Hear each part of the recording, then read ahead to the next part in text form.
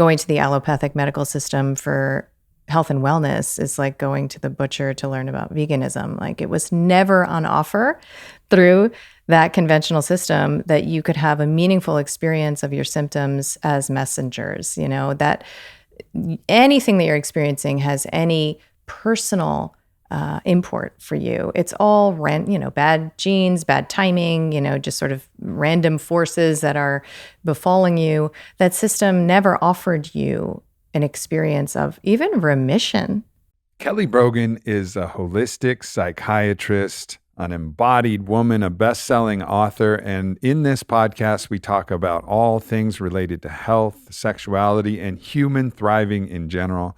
It was a beautiful, wide-ranging conversation. So enjoy this podcast with Kelly Brogan MD. The truth is that we're all the master, we're all the healer, we're all the mystic. Give it up one time for Aubrey Marcus.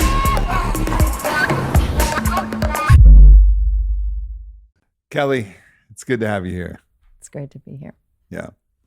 So an interesting thing that I like to do is we see a lot of the challenges in medicine and health and our psychological processes, and we can point at all these individuals, and I'm sure we'll burrow down into those.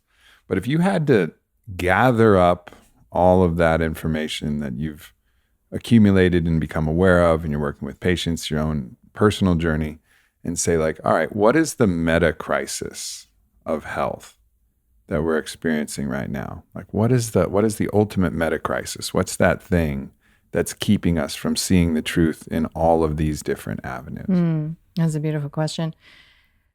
What comes to me is that it's a lack of initiation to one's own power, right? So obviously, culturally, we don't have a means of transmitting any sort of elder wisdom to the adolescent, which is probably when it would have occurred traditionally, right? To come into contact with the illusory limitations, with the fear of death, to surpass and transcend and move through that into an expanded sense of self and ultimately a connection to the divine. That's what initiation could provide, right? And because we don't experience that, we don't cross over a threshold, we carry all of our child psychology into our adulthood, and we end up just being kids, running around in our trauma bodies with adult clothing on, trying over and over and over again to make something work that by its very nature cannot work. I've called it like buying eggs from the hardware store, when we insist that we can find love in a place where it is simply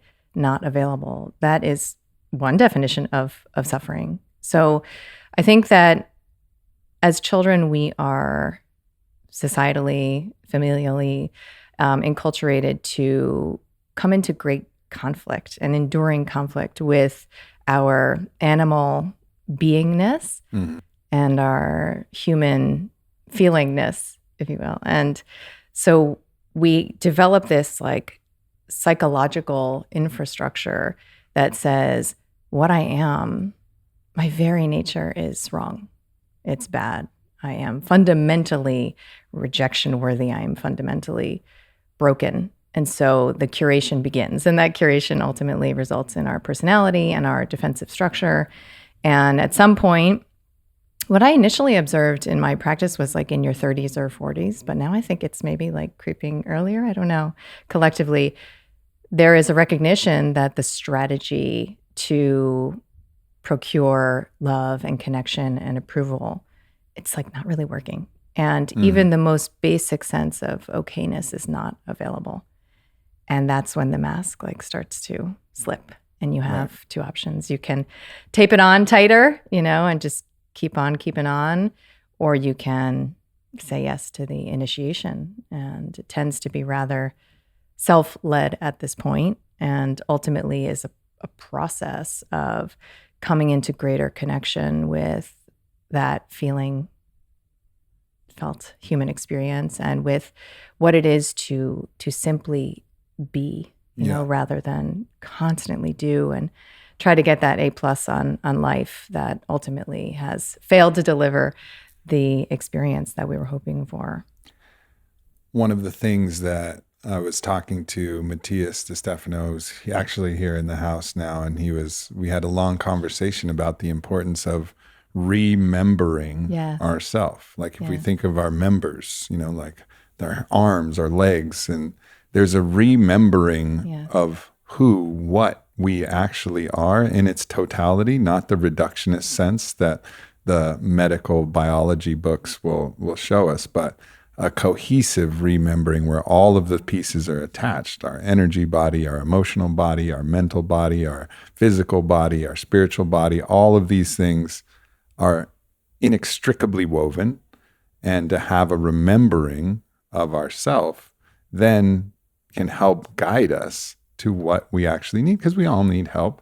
We need different practices. We need different supplements. Sometimes we need the drugs. Sometimes we just do, some staph infection or something, some result of an environment that's creating something that's difficult for us to manage on our own. Sure, like blessings and gratitude that we have these things, but it must first come with a remembering of self, so we know how to choose from the various options and not be manipulated into that choice by the profit-driven medical industrial complex, which of course cannot be ignored, that energy is there and self-perpetuating an energy of, okay, well, we have a solution and it costs this much and you can bill your insurance for this and all of that. So there is some pressure on the other side, but there's also a great awakening of these initiatory practices that help us remember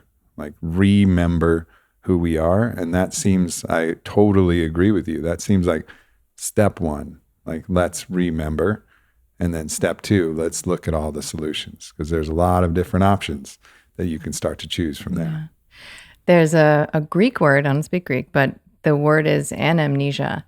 And my understanding is that it means to remember something once known, and it arises from within. And I think, those of us who've had that experience, it's this ineffable feeling of like expansive delight. Like, oh, of course, this is how it is, of course. How could I have been so asleep? And then you feel almost compassion for the version of you that didn't quite remember to the extent, or that deep we grief. do now.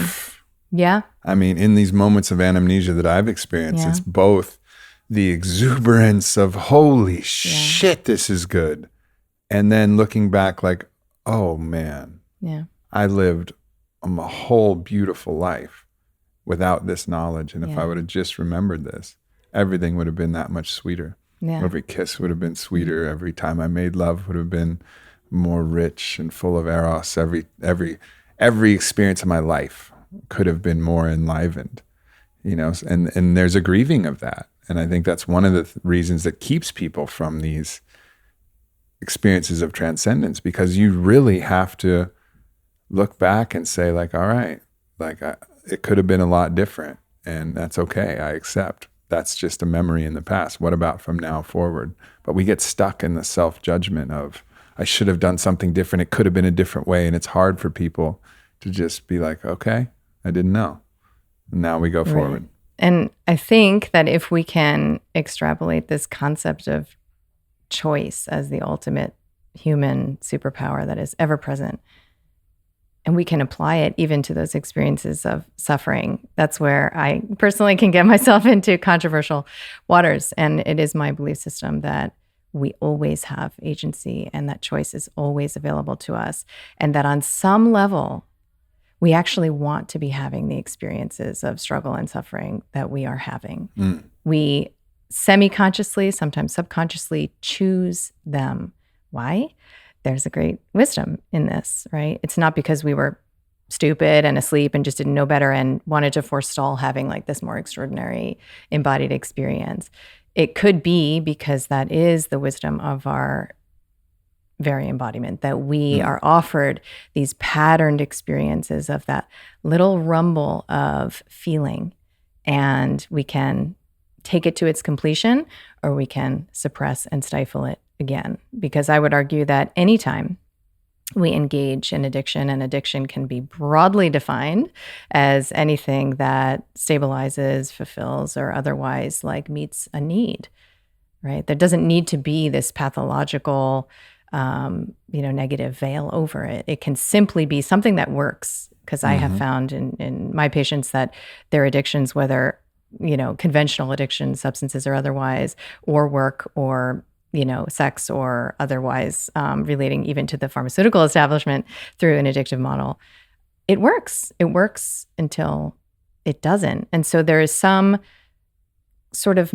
meeting of the needs through these indirect, semi or unconscious ways that then becomes more conscious and intentional. And that transition, that contrast is so much what we came here for, to know what it is, to engage in that patterned experience of just touching the wound, like just touching the hurt, like just feeling a little bit of the grief or the shame or the rage, like peeking out, and then recognizing that it's not time for its completion yet. It'll spiral around yet again in the future, and we'll have that opportunity to let it be, let it alchemize, and to move through this body. But I've found that, and a lot of somatic experiencing speaks to this, like your nervous system has to be healed, stabilized, integrated to a certain extent for you to literally be able to capacitate an emotion, literally, for you to not die because of it the way that you would have as a child, for you to experience these states of terror that accompany disconnection is an existential threat. I mean, you literally, as an infant or child in that kind of danger, that's been coupled with the experience of death. And so when we carry that, sort of psychic structure for these feeling states into our adult life, of course we would avoid it. I could say that my entire career in activism history was predicated on an avoidance of some of my deepest fears, including that men can kill me, and imagining that to turn towards that fear, to explore it, to really allow it to speak its story. I wasn't ready, even physically, to hold that experience in my body. And I certainly wasn't ready earlier in my life to truly inhabit, like bodily, what it is to have others, especially others that I care deeply about, think that I am bad and wrong, Right. That would have killed me. It would have felt, at least, or potentially even really killed me. So, the me that is identified in the identity construct. Yes. And which must die many, many deaths. Right. In our life of growth and evolution. Right. That conflict between, this ego structure and the beingness, the feelingness that is native to us. Like, what a rift. Like, how do we exist with these fragments, like in this huge bag we're carrying around, and curating like which parts we imagine somebody might love us for? I mean, it's exhausting. It's totally exhausting. And that's why, so much of what we call depression or anxiety, I mean, certainly I was taught the biochemical model of something is wrong with your brain. And there's a very different perspective, which is that this is the calling forth of your soul's integration into your feeling body. And in psychiatry, at least the way I was trained, there's no role for the question, why? Like, why is this an experience we're in a broken machine hypothesis, which is this reductionist idea, separatist reductionist idea of the body in isolation from the field, in isolation from the unseen aspects of us and the unseen choices. I think that was I don't want to just gloss over that there's a deep reverence that we can all have that accompanies compassion. Because sometimes compassion can feel like pity. Yeah. Where it's like, oh, poor person, they're suffering. But you can have that. So it's a yes and. It's like, yeah, like be with them in their suffering, like understand. And that's also one of the great ways to help somebody out of their suffering. It's not to tell them a bunch of fancy things. It's like, no, I'll go in there with you. Like, you're in hell, let me go into hell with you. And guess what? When I'm in hell with you, it's no longer hell anymore. Because hell is a place of isolation. So there's that one aspect of it that's like, let me get in there. But then there's also the shadow aspect of that, which is pity, which puts you in a place above where they're going and pitying them rather than honoring them as, wow, that's a brave soul. Look at the brave soul who's choosing that path of separation. so that they have the opportunity to find their way back and guide others back. Yes. Right. And it's not like bypassing their experience. Their experience is real as hell, but it's saying like, just maybe this is their choice, and let me go in there and feel it with them to support them, not try to change them, just to know that I'm there with you. And also let me honor you. Let me honor you for this choice that your soul is making, to endure this weight, to feel this burden, and that changes things really radically than the kind of pity model and the false compassion, which is keeping you separate and keeping you better than another person, which is a slippery, dangerous little path for the ego to go down. I totally agree. And I've said it before, I'll say it again, that I think that victim consciousness is the only human pathology. It is the root of what we call evil and hurt and suffering.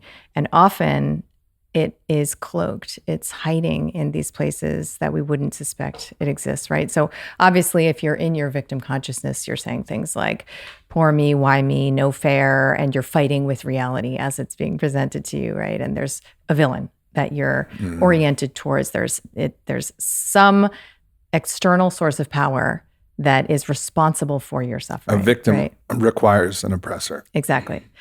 But what I've been interested in my own process is to learn more about this other angle of the triangle, which is this is the Cartman triangle, which is the rescuer, right? And I would argue that most people in our position and many who call themselves healers or facilitators or philanthropists or otherwise, who are consciously seeking to better humanity and help others and support others, are ultimately not only doing so for their own gain, which I actually don't think is problematic. I'm in the, there's a guy named Bill Harris who wrote a book called Sacred Selfishness. So I'm in the camp that individuation requires a self-orientation, self-discovery, and self-knowing that is foundational to any capacity to offer compassion to another or to even function harmoniously in a collective dynamic.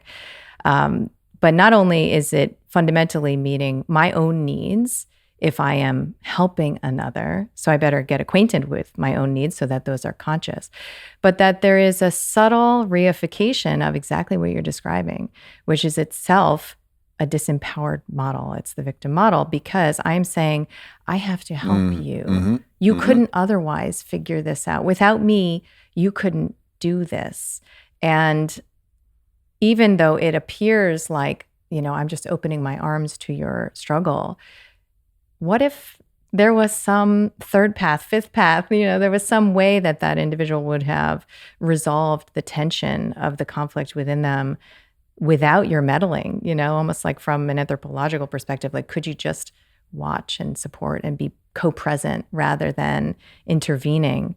What if they would have come into contact with their agency in a way that now is impossible because you swooped in to save them? And how can you be so sure? This was a big one for me in my activism, especially, imagining that I know what's best for children, right? And what should happen and shouldn't happen to them with regard to... Well, you might know a few things about that. I certainly still think I do. Maybe not 72 injections. I don't know. Maybe not. Maybe not. How do I know? I don't know. What a child's journey is. Maybe you do know. I don't know, but... I'd like to think I do, but I came to the point where I can't be so sure. Like, I cannot be so sure what anyone else needs. And when I am in that energy of let me tell you something, imagining Kelly. that I know. Yeah. Science is real, and trust the science. know. I don't know what kind of blasphemy you're talking, because it's real and it's fixed and it's always the same, and it's known. I know. For everybody. Well, I was taking that science down the other path. We are a computer, and the program works every time on the MacBook operating system of follow the orders. Yeah. I know. So I don't know. I don't know what you're talking about. I know. I don't either. I stopped knowing what I was talking about a little while ago. But yeah, no, I mean, it's really not for me to know, because not that I couldn't know better, but if I think that I do, then what am I trying to do? I am trying to alleviate my own discomfort with someone else's, even this anonymous victim's suffering. So is there another way for me to address or interact with my own discomfort without leveraging control over someone else's experience, even if they're colluding with me in that, sort of disempowerment. Mm-hmm. I don't know. That's how I've come to see it. The deep embodied lessons from facilitating different ceremonies, breath work being one of the ceremonies that I facilitate. You participated in one of those experiences. The way in which you facilitate that in its highest level is not to try and, like, if someone's yelling or emoting anger, you don't go and try to be like, it's okay. Right. Like, you shouldn't be feeling, which is subtly this condescension of, you shouldn't be feeling this. Let me show you that it's all good. Or let me tell you why you shouldn't be angry. let me tell you that, forgive, it's time to forgive. Like, the way you facilitate, and it's the same in a Bufo ceremony, a 5-MeO ceremony, the way you facilitate of the highest accord is you just drop in there with them. And if they're feeling rage, like, you allow yourself to feel rage so that they know that you feel what they feel. And so if they're yelling, you yell. If they're crying, you cry. And it's not that, and it comes naturally. It's not like you try to do it. It's just like, let's just go in here together. And that's the only thing I'm going to do, is I'm just going to let you know. And that's mostly what I say. It's just, I know. Because all of this human experience is available to us. So if we don't recognize that whatever somebody else is feeling is also in us, we're completely full of shit. Yes. Because we have that too. Yeah, maybe the specific things that triggered it, this stepdad did this, or this, whatever. Like, that's specific. I get it. And honor that there's a specific, unique thing that happened, but the universal feeling that came from it, the trauma, we all have access to it. So it's just, I know, and I'll feel it with you. And that's the only thing that I've ever seen that actually accelerates the process of healing, because then people are just not alone. And that's the only thing that I think human beings were definitely not meant to do this alone. Yeah. We were not meant to do anything in isolation. Like, that's not how we're designed. So when you step into that role, that's the role where you're not being rescuer as separate than, which is problematic, as you said, that subtle condescension, all of your own feelings of validation for, look what I did, and blah, blah, blah. And it doesn't mean that you're free from that trap, because you can do that really well, dive in and grieve with someone's grief, and then you can pop right out and be like, man, aren't I good? I nailed that one. I'm a tip of the top. Everybody else doing it shitty, I know what the fuck to do. So ego is slippery as hell. And you always have to kind of keep one little side eye on it. Like, I see you, buddy. I see you popping your head up. But yeah, I 100% agree with you that, like, the way to heal is to just step in on the inside, just for a moment, just like step in on the inside. It's the medicine that works the best for me. I mean, it's not somebody, if I'm feeling something, it's not somebody giving me a bunch of advice. No. It's just like, no, I feel what you're feeling. But it's even more that you're doing, because you're offering what I think is the ultimate balm, which is approval, right? You're actually, it's not just acceptance or tolerance or even just co-presence. You're actually offering, when you say, I know, you are saying, communicating and transmitting what you are in this moment makes sense. Yeah. What you are is something that needs to be this way. Yeah. It's almost like, and I'm so glad it is this way, is implicit. And what that undoes relative to our childhood experiences of having our being states and our feeling states in conflict with our connection to our caregivers and a sense of safety is extraordinary. I mean, it really, just even one of those experiences of approval from somebody intimate, to your emotional sharing and experience, or something that you can offer yourself. I had an experience with my girls recently. I have two daughters, 13 and 10. And in some reparenting work I've been doing on my own, I thought, there are two questions that I wish had been posited, at some point earlier than my 40s. And so I thought, I'm going to ask my kids these questions. And one was, tell me about an experience that you had of me that hurt you, and that when you think about it, you still feel hurt now. Tell me about that. And the other was, what do you need from me now that you're not getting? And my kids are super chill, and they're so lovely, and like not a source of a lot of my triggering at all. And I was not prepared for what it felt like to get this feedback from them. It was so devastating. Wow. Partly because it exposed my secret rescuer, right? Because I, even before I was into like sovereignty oriented stuff, I was always like a libertarian and always very sort of like live and let live kind of parenting model. And I certainly thought that I had broken a lot of cycles, in my lineage, and that my kids were pretty free, to be who they needed to be. And I didn't realize that when I got the feedback that particularly around like a very dramatic shift in one of my many rebirth processes, like, I don't know, 4 or 5 years ago, my daughter gave me the feedback that she saw me as the villain, right, in that memory that she had. Meanwhile, in my story, I'm like the hero, right? And the villain is like other folks in my family of origin or whatever.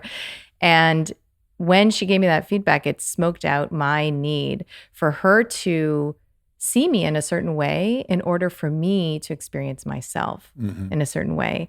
And in psychological terms, that's called a narcissistic extension, when you use your children to bolster your sense of self-worth. And I had no idea I was doing that until I got this feedback that was at odds with my reality. And I like cried. And I recognized that I had this secret agenda to like heal my lineage, and that my kids needed to have this like deeply embodied spiritual experience of their femininity, and that if that didn't happen, somehow that failure would reflect on me personally. Like none of this was conscious. And so I went through this whole experience of like what it is to fail around what I thought I came here for, like literally as a woman. And then in that moment, I recognized, in one of the moments of crying about this, I recognized like, oh my God, Kelly, this is actually the opportunity. Like it's right here. Here is the opportunity. It's happening right now. Yeah. For me to turn towards her,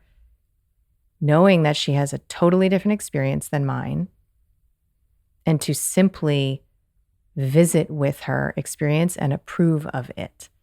Because of course, I want her to know my experience, right? Well, here's my reasoning. Here's what you don't understand, silly child. Like, here's where you've gotten it wrong. And once I clear this up for you, then you'll see me differently, and you'll see me the way that I want you to see me, and I will feel loved and approved of myself. Except now I'm the adult and she's the child. And I had this like golden opportunity.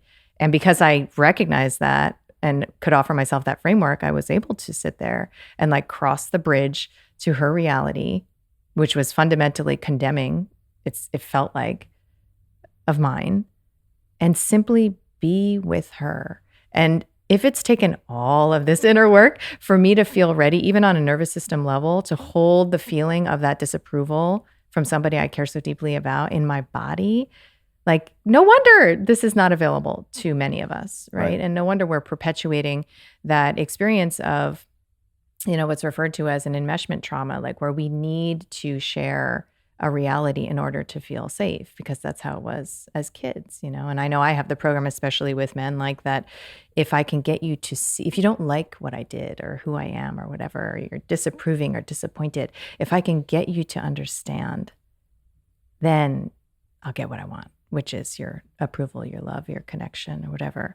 And so I've made an entire, vocation out of making sure that it's clear that what I think is valid, right? Like I can show hundreds of references for why I'm right about what I feel and think. But fundamentally, when we need to defend ourselves, our reality, our feeling state, our experience, it's like you abandon the post of your heart and you're running into somebody else's terrain to make the case for why your heart is true. And you don't have to do that, right? That self-betrayal will then ultimately be reflected back as a betrayal in another. Yeah. Right? Because I could have experienced my daughter as like betraying me in that moment. And because I stayed with my child self who was having her tantrum And I stayed loyal to her, not, abandoning her to prove to my daughter that I was right about my reality. It's not necessary when you're in a self-allegiance, when you're in this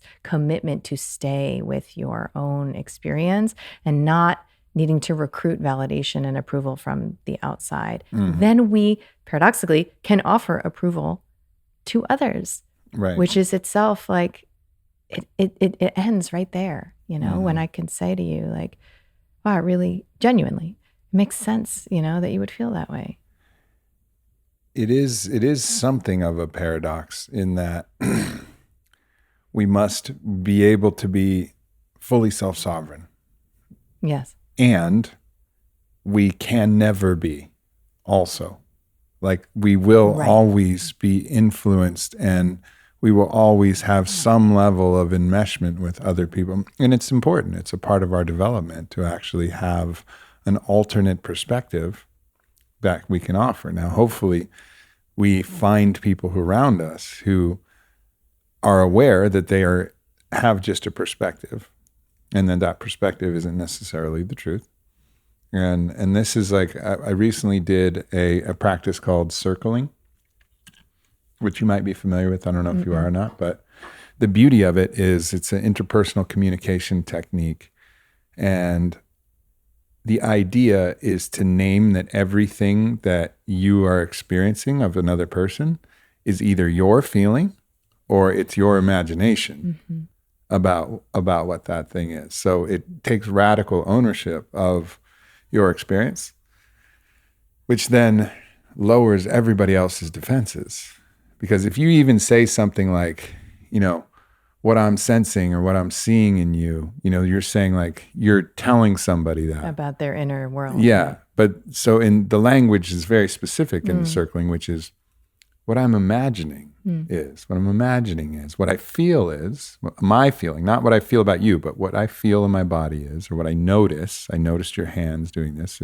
So you'd say, I notice, I feel, and then I imagine this. And then it allows people to have like this interesting way that they can receive something and then try it on for themselves. But it's the absolute removal of the judgment, which is also, that's another thing that you were talking about. It's like, if you just remove the projection of telling somebody what it is, they don't have to defend it because they don't feel judged. They may still judge themselves, but there's just a nice, easy way to do that. And so I think surrounding yourself with people who have some of this information, some of this technology, some of this understanding, and like are very grounded themselves is incredibly supportive. But to get into that place where you can be that incredibly supportive, you have to also become self-sovereign. And then it becomes like a reinforcing circle. So it's interesting. I do feel like sometimes the self-help kind of community, the do the work community, it's so focused on self-love, self-sovereignty, self-soothing, self-parenting, and I get it. Like, yes. And if you can do that with a community, it's just an accelerant. But if it's the wrong community, it'll actually repattern the wounds and the trauma. Right. So it's like, I think it's important to recognize that it's not just all about your self-love practice. Like, it can be really helpful to have somebody who loves you unconditionally. Like, that's really helpful. Like, I'm sorry. Nice. I'm sorry. It just is. Like, you do something shitty and you're judging yourself, and that person just looks at you like, you're still right on top. I was so lucky that my mom was like that. My mom, an example, she always loved me with that kind of unconditional way. And it didn't mean that my own self-love was perfect, because my dad was a slightly different story. But I had a good model of both. But just for an example, someone asked my mom recently, like, aren't you so proud of Aubrey? Well, I've accomplished some things. I wrote a book. I had a company and whatever. And she looked at him and was like, what do you mean? I've always been proud of Aubrey. Like, all of this shit he does, like, I don't care.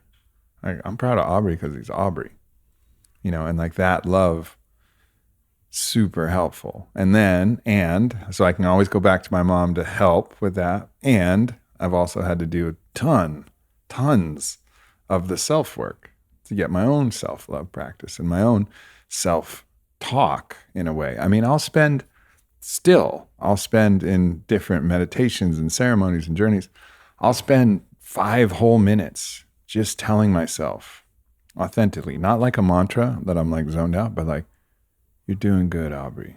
You're doing good. Like, good job, buddy. Good job. For as long as it takes for me to actually like feel it, because that voice of self-judgment is so strong. So it's like, it's kind of this both and thing.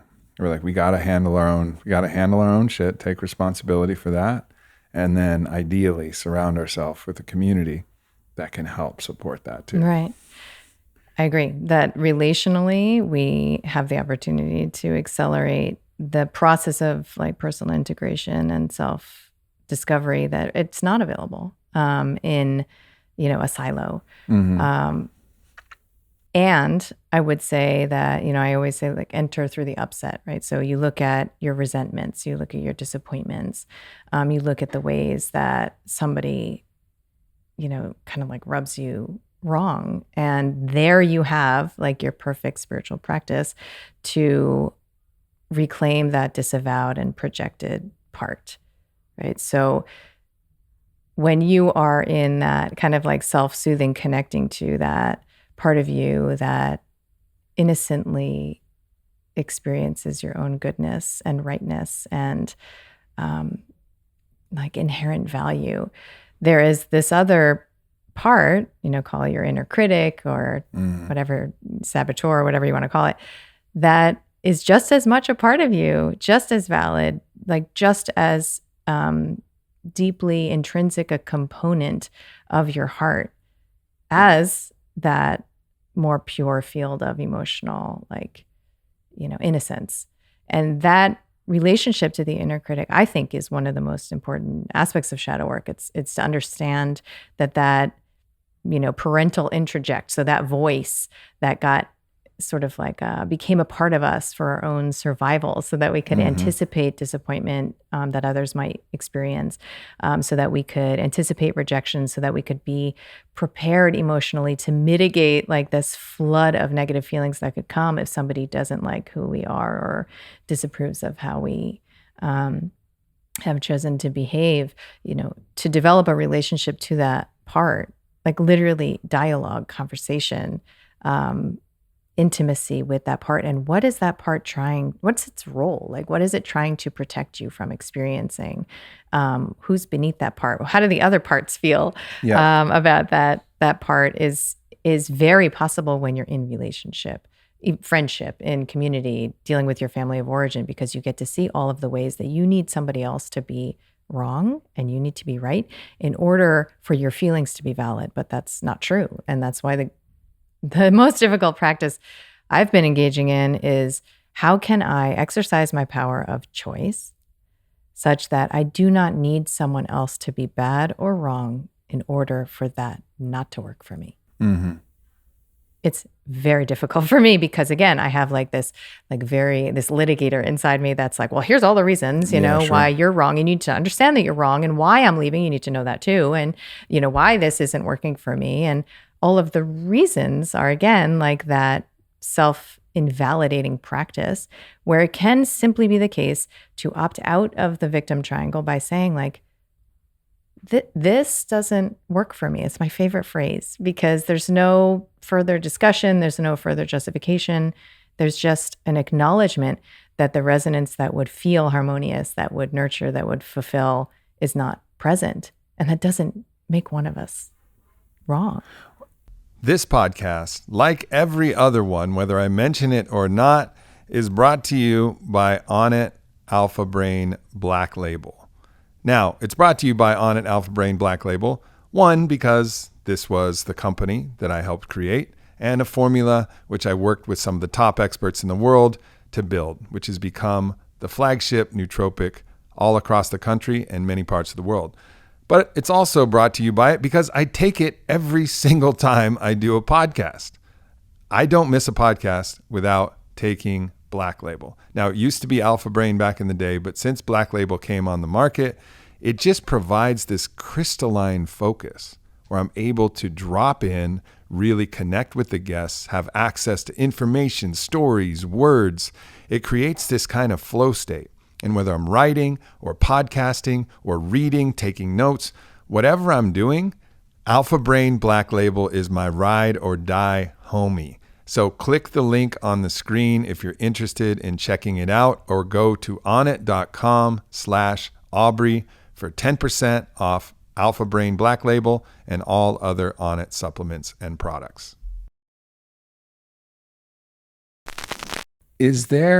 I'm curious because I've been deeply connecting to reclamation of our sacred want, that Yes, it's okay to want. Yes. It's okay to want.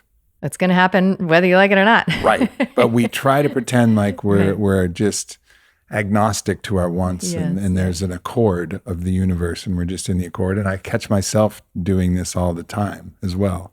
Instead of like, I have a sensing or I have a knowing or I have a, it's like, it's not me. I mean, I would want to go out and, take this trip with you, but I have this feeling that, so it kind of removes me and makes me exculpable from claiming my want. Yes. Because I'm afraid that if I actually expose my wants, it will hurt someone's feelings. But there's also I'm also at the same time, giving away my own sacred power. And it's mildly a mild act of cowardice to not actually tell the truth. And it might be an act of kindness to them, potentially. But it's also a condescending kindness by saying my sensing is, or this isn't working in accord with the greater harmony of blah, blah, blah. When it's really I don't want to. Yeah. I don't want to. And I actually want to go out with this person instead. Right. And there's this interesting thing that it's as I was writing an email about that today, about a trip that changed, the group changed, and I wanted it to change. Right. And so I was watching myself and watching my language about how I was trying to position this, when really the bottom line is I want to go a different way with this. Yep. And that was it was a moment of courage. I don't even think I actually made it to full courage. I got pretty close.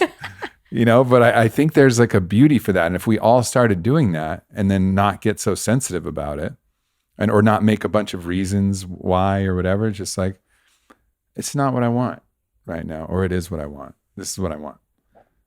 When you think about living in a world where everybody is clear on what they want and expresses it candidly, to me, that sounds about the safest world we could possibly live in. Sign me up. Because I think there are some, not so subtle, Oedipal dynamics at the root of this, right? So in your early life, you felt desire, you felt eros, coursing through your body. And it was a decentralized, non-genital sexuality, right?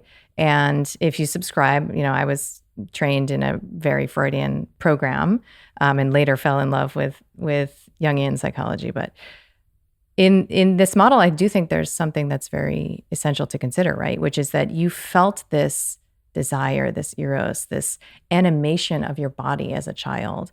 And where would it be directed, right? At your mom. And, of course, if you were breastfed or if you, were hopefully touched and held and cared for, that's an erotic experience. Sure. By its very definition. And then there are these triangular dynamics that are enculturated by our, social structures where there's something actually dangerous. So maybe, I'm assuming this didn't happen for you, but many boys and probably a lot of girls too are shamed for masturbating, for example, or maybe in some way it was insinuated that the experience of this, sexual energy through your body, this desire is problematic and dangerous, or maybe even on some deep terrain level, you had this sense that you would be punished, castrated for the fuller expression of your desire. So you learn to mitigate it. You learn to split off that animal, sexuality from your curated persona. And it didn't go away, right? But somehow we've come to understand, even in your language, that we need to reclaim this experience implies that we've learned that it's something that should be hidden, or we will be punished for it. Right. And I think it's absolutely the case that desire is maybe it's the most powerful force, reality shaping force that there is. Yeah. And you can't, one of the teachers out there, I love Kasia Urbaniak, actually talks about how you can't unwant what you want. Right. You want it regardless. And it's either going to be fulfilled unconsciously. So I've been looking at a lot of my struggles in life through the lens that I looked at my patients. When they would come to the end of our work together, I would often notice like a resistance to like fly the nest, right? Like here they are on the brink of life without doctors ever again, without medications ever again, diagnosis free.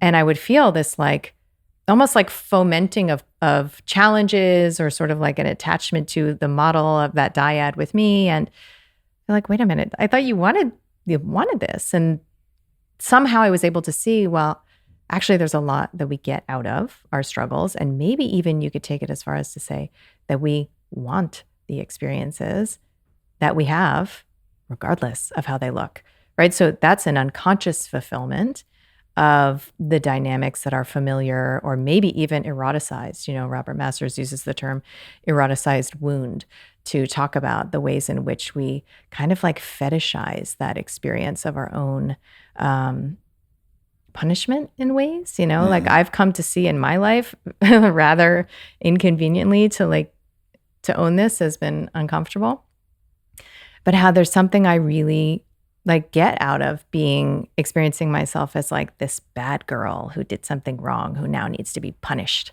right? And whether that's through like sounds hot. Yeah, I mean, it doesn't feel hot in the moment, whether that's through like censorship or like Right. Some list I'm making or whatever, some naughty list.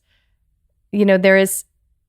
I always knew on some level, like the poor me angle was not authentic. And there was something I actually liked about it, but I didn't take it so far as to see that there's so many dynamics of struggle in my life where I am being reflected that I've been a bad girl, and that love will be withdrawn, or some kind of punishment is coming, and that I actually enjoy that. Mm-hmm. Is hard to acknowledge, because that means that my whole lifescape is something that I want.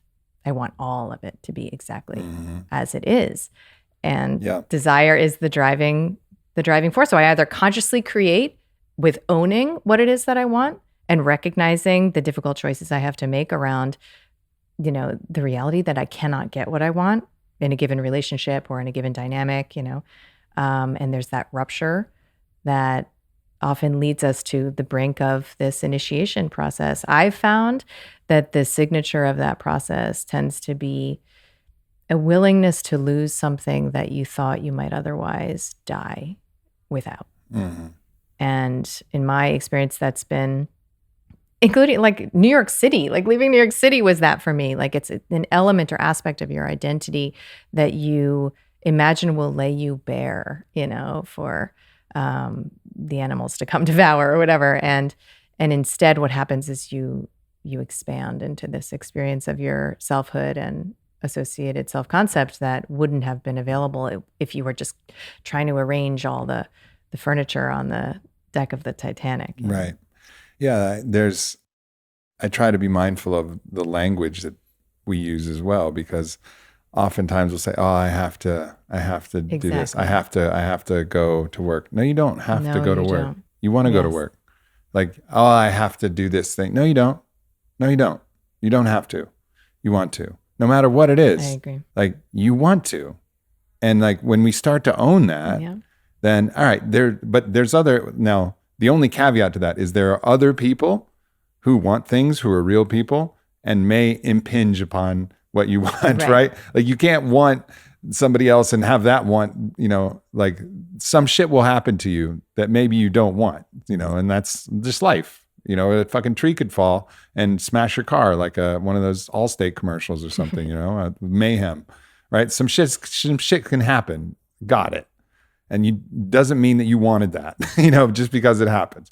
You could, if you had a particular, how far you want to take it. Depends on your worldview, depends on your cosmology, depends on how much you influence that. However, I do believe that the tree itself has consciousness, and the tree itself in its ultimate idea has its own consciousness, its own path. Every other person has their own sacred choice. So it's not just all about us. There's a world, but most everything that we do is from our want. And when we start to realize that we're wanting this, and then what do we really want? Oh, I have to go to work because I want to go to work. I want to go to work because I want the security, or I want to feel needed, or I want to contribute, depending on what your want is for that, or I'm afraid of, so I want to mitigate the fear of losing this security. Like, you start to go all the way back deeper, and you start to realize there's a couple big things. I want to be safe. I want to be seen.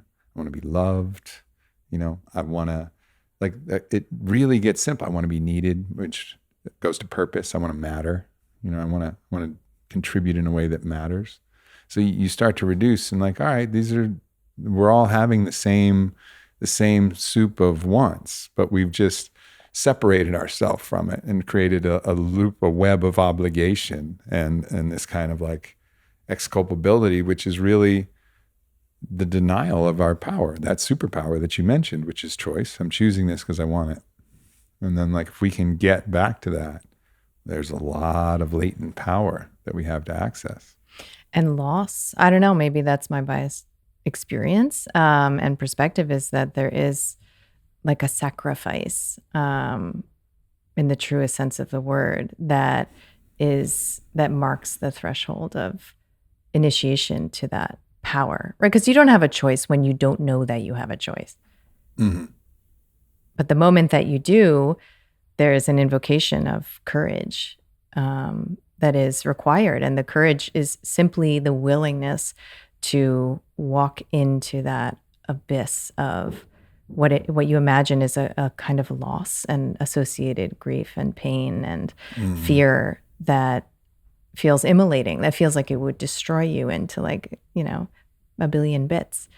And you can't take those steps until you're ready. I mean, I've spent my entire career trying to understand the ingredients of readiness, you know, and maybe you have some insight, you know, because I haven't been able to figure it out, because it always has seemed that the patients, for example, that I watched walk into medical history, literally, like miracles of remission befalling them.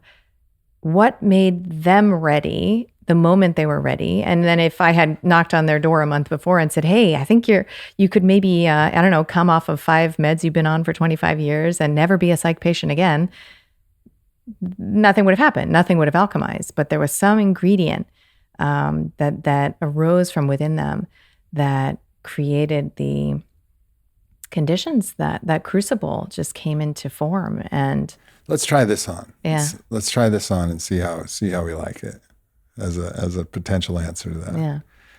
So let's say that our belief system, which is our reality construct, it's actually the world that we live in. Nobody lives in the same world because our world is based on perception. Now, that doesn't mean that it's not objective truth or objective things, but our perception of the objective is always subjective. Right. We cannot escape our perspective, our subjectivity. We just can't escape it. So nobody's watched the same movie. Nobody knows the same person. Nobody's read the same color, book. Yeah.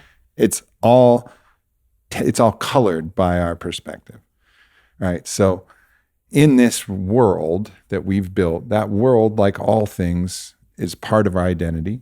It becomes like forms part of our identity structure. Identity is an entity. Our identity is an entity.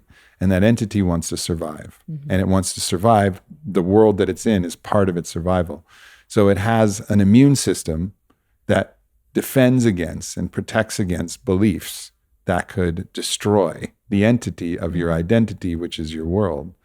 And so the idea that you could go into remission requires the willingness for your identity to die. That's right. If you believe that. So it's almost like the permeability. It's how, if you have a really robust immune system of keeping out information that would destroy your identity, because your identity structure itself is really strong, then, and it's impermeable, then that idea won't be able to enter your reality. That won't be able to flower and fruit inside your reality. So I would propose that the key part of being ready is your willingness to have your willingness to be malleable with your identity structure, or the point at which your identity structure and the world that you've perceived has failed so radically that you are just ready to discard it, so that you're able to die and be reborn with a real new identity. And it can't be just the mind. No. It can't be just like, I watched a Joe Dispenza podcast and now I'm fucking ready. Like, your cells have to believe it. That's why he's always pushing you to get to that emotional state, that reality, the emotions that are translating the information into the body, into the felt sense of, oh, we're already healed. It's creating a new reality world that you're in. And with that, in his teachings, which I think are great, is if you live in that reality where your cancer is in remission, or your Crohn's is healed, or whatever the thing is, that you live in that world, well, does it matter whether objectively it happens or not? It matters much less, because already in your world, it's already done. And so you get to live that life to a certain degree. And that's the ultimate message of it, is you get to build your reality. And so I think it's a matter of, like you said, goes back to that first thing. What's the initiation that can show you how malleable and how just your whole world, your identity structure, is just a construct. And so like a new information can come in, and like you allow that to come in, and then you're in the place where these miracles no longer seem like miracles, but you go like, oh yeah, cool, because that's consistent. My cells believe that it's possible, and my immune system of my belief system is not fighting off this new information anymore. And you understand that as an adult, you can meet those needs that we were discussing through many different avenues, right? That it's not only this futile attempt to meet your needs through a system or a relationship that is showing you it's not there. I always say, like, going to the allopathic medical system for health and wellness is like going to the butcher to learn about veganism. Like, it was never on offer through that conventional system that you could have a meaningful experience of your symptoms as messengers, that anything that you're experiencing has any personal import for you. It's all bad genes, bad timing, just sort of random forces that are befalling you. That system never offered you an experience of even remission. Remission is not, true remission of a chronic illness. That's why they're called chronic illnesses, because they are expected to persist in perpetuity. So if that's not on offer there, and what you actually want to experience is feeling well and whole, why are you going to that system? Why are you persisting there? You're just going to reinforce the belief system that you came with, which is probably one of the reasons why you are experiencing what you're experiencing. Right. It's reinforcing the reality world that and you're it's meeting your needs. So when I am sick, right, chronically sick, what do I get? I get compassion built in to my life from others who pity me, right? And who offer me that surrogate hit of love.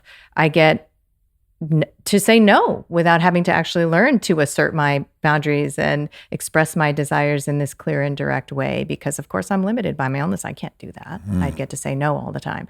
I get to experience the validation of this felt sense of wrongness and brokenness that's always lived within me. All of my patients told me the first time they got a diagnosis, they felt like, see, I knew something was wrong with me. Yeah. And it's like, it ends up being like the prison number, that's put on their vest, but it feels in the moment like it's somebody finally seeing their hurt. And when, we end up over-identifying with that wound, with the cancer diagnosis, with the, the mental illness, and then we think that's the problem, it's almost like, imagining that the fire alarm burned the house down or something. Like it's missing this opportunity to go in through the experience. But I think we have to learn how to meet those needs in a different way. And ultimately, you're the one who has to meet those needs. Yeah. So you have to recognize, that I don't know. So I'm a big proponent of shadow work. And I do think a lot of, spiritual approaches and even health and wellness related approaches are short-lived in their yield, because you're taking your inner critic, your protector part from the wheel, and you're putting this like benevolent, faith connected part of you that sees yourself as perfect and whole at the wheel. But fundamentally, what happened, to that part of you, it can't be extinguished or just like put back in the closet. So it's like that Walt Whitman quote, like, we contain multitudes. And until we can start to see like, oh, I am the self organizing all of these parts, and I can identify the different needs of these different parts that otherwise would seem in conflict, and play that conflict out in my external reality. It's almost like I'm funding both sides of the war that I think is happening on the outside with whatever it is. I mean, often in the victim triangle, as it applies to medicine, it's I'm the sick patient who's the victim. I have the rescuer who is, the priestly doctor. And who is the villain? Like my body, right? Maybe doctors should get pointy hats like the Pope to really so the Make white lab coats are not enough anymore. We got the language, we got the costume, we got the rituals. Go back to Latin for everything. Yes. Go back to Latin and just try on a pointy hat. I know. That way, really you got the faith. Clear. I mean, it is pretty clear, I don't know, like ritual circumcision is about as occulted as you can get. I mean, it's like in plain sight. Just look at a pap smear and just take it out of context for one moment.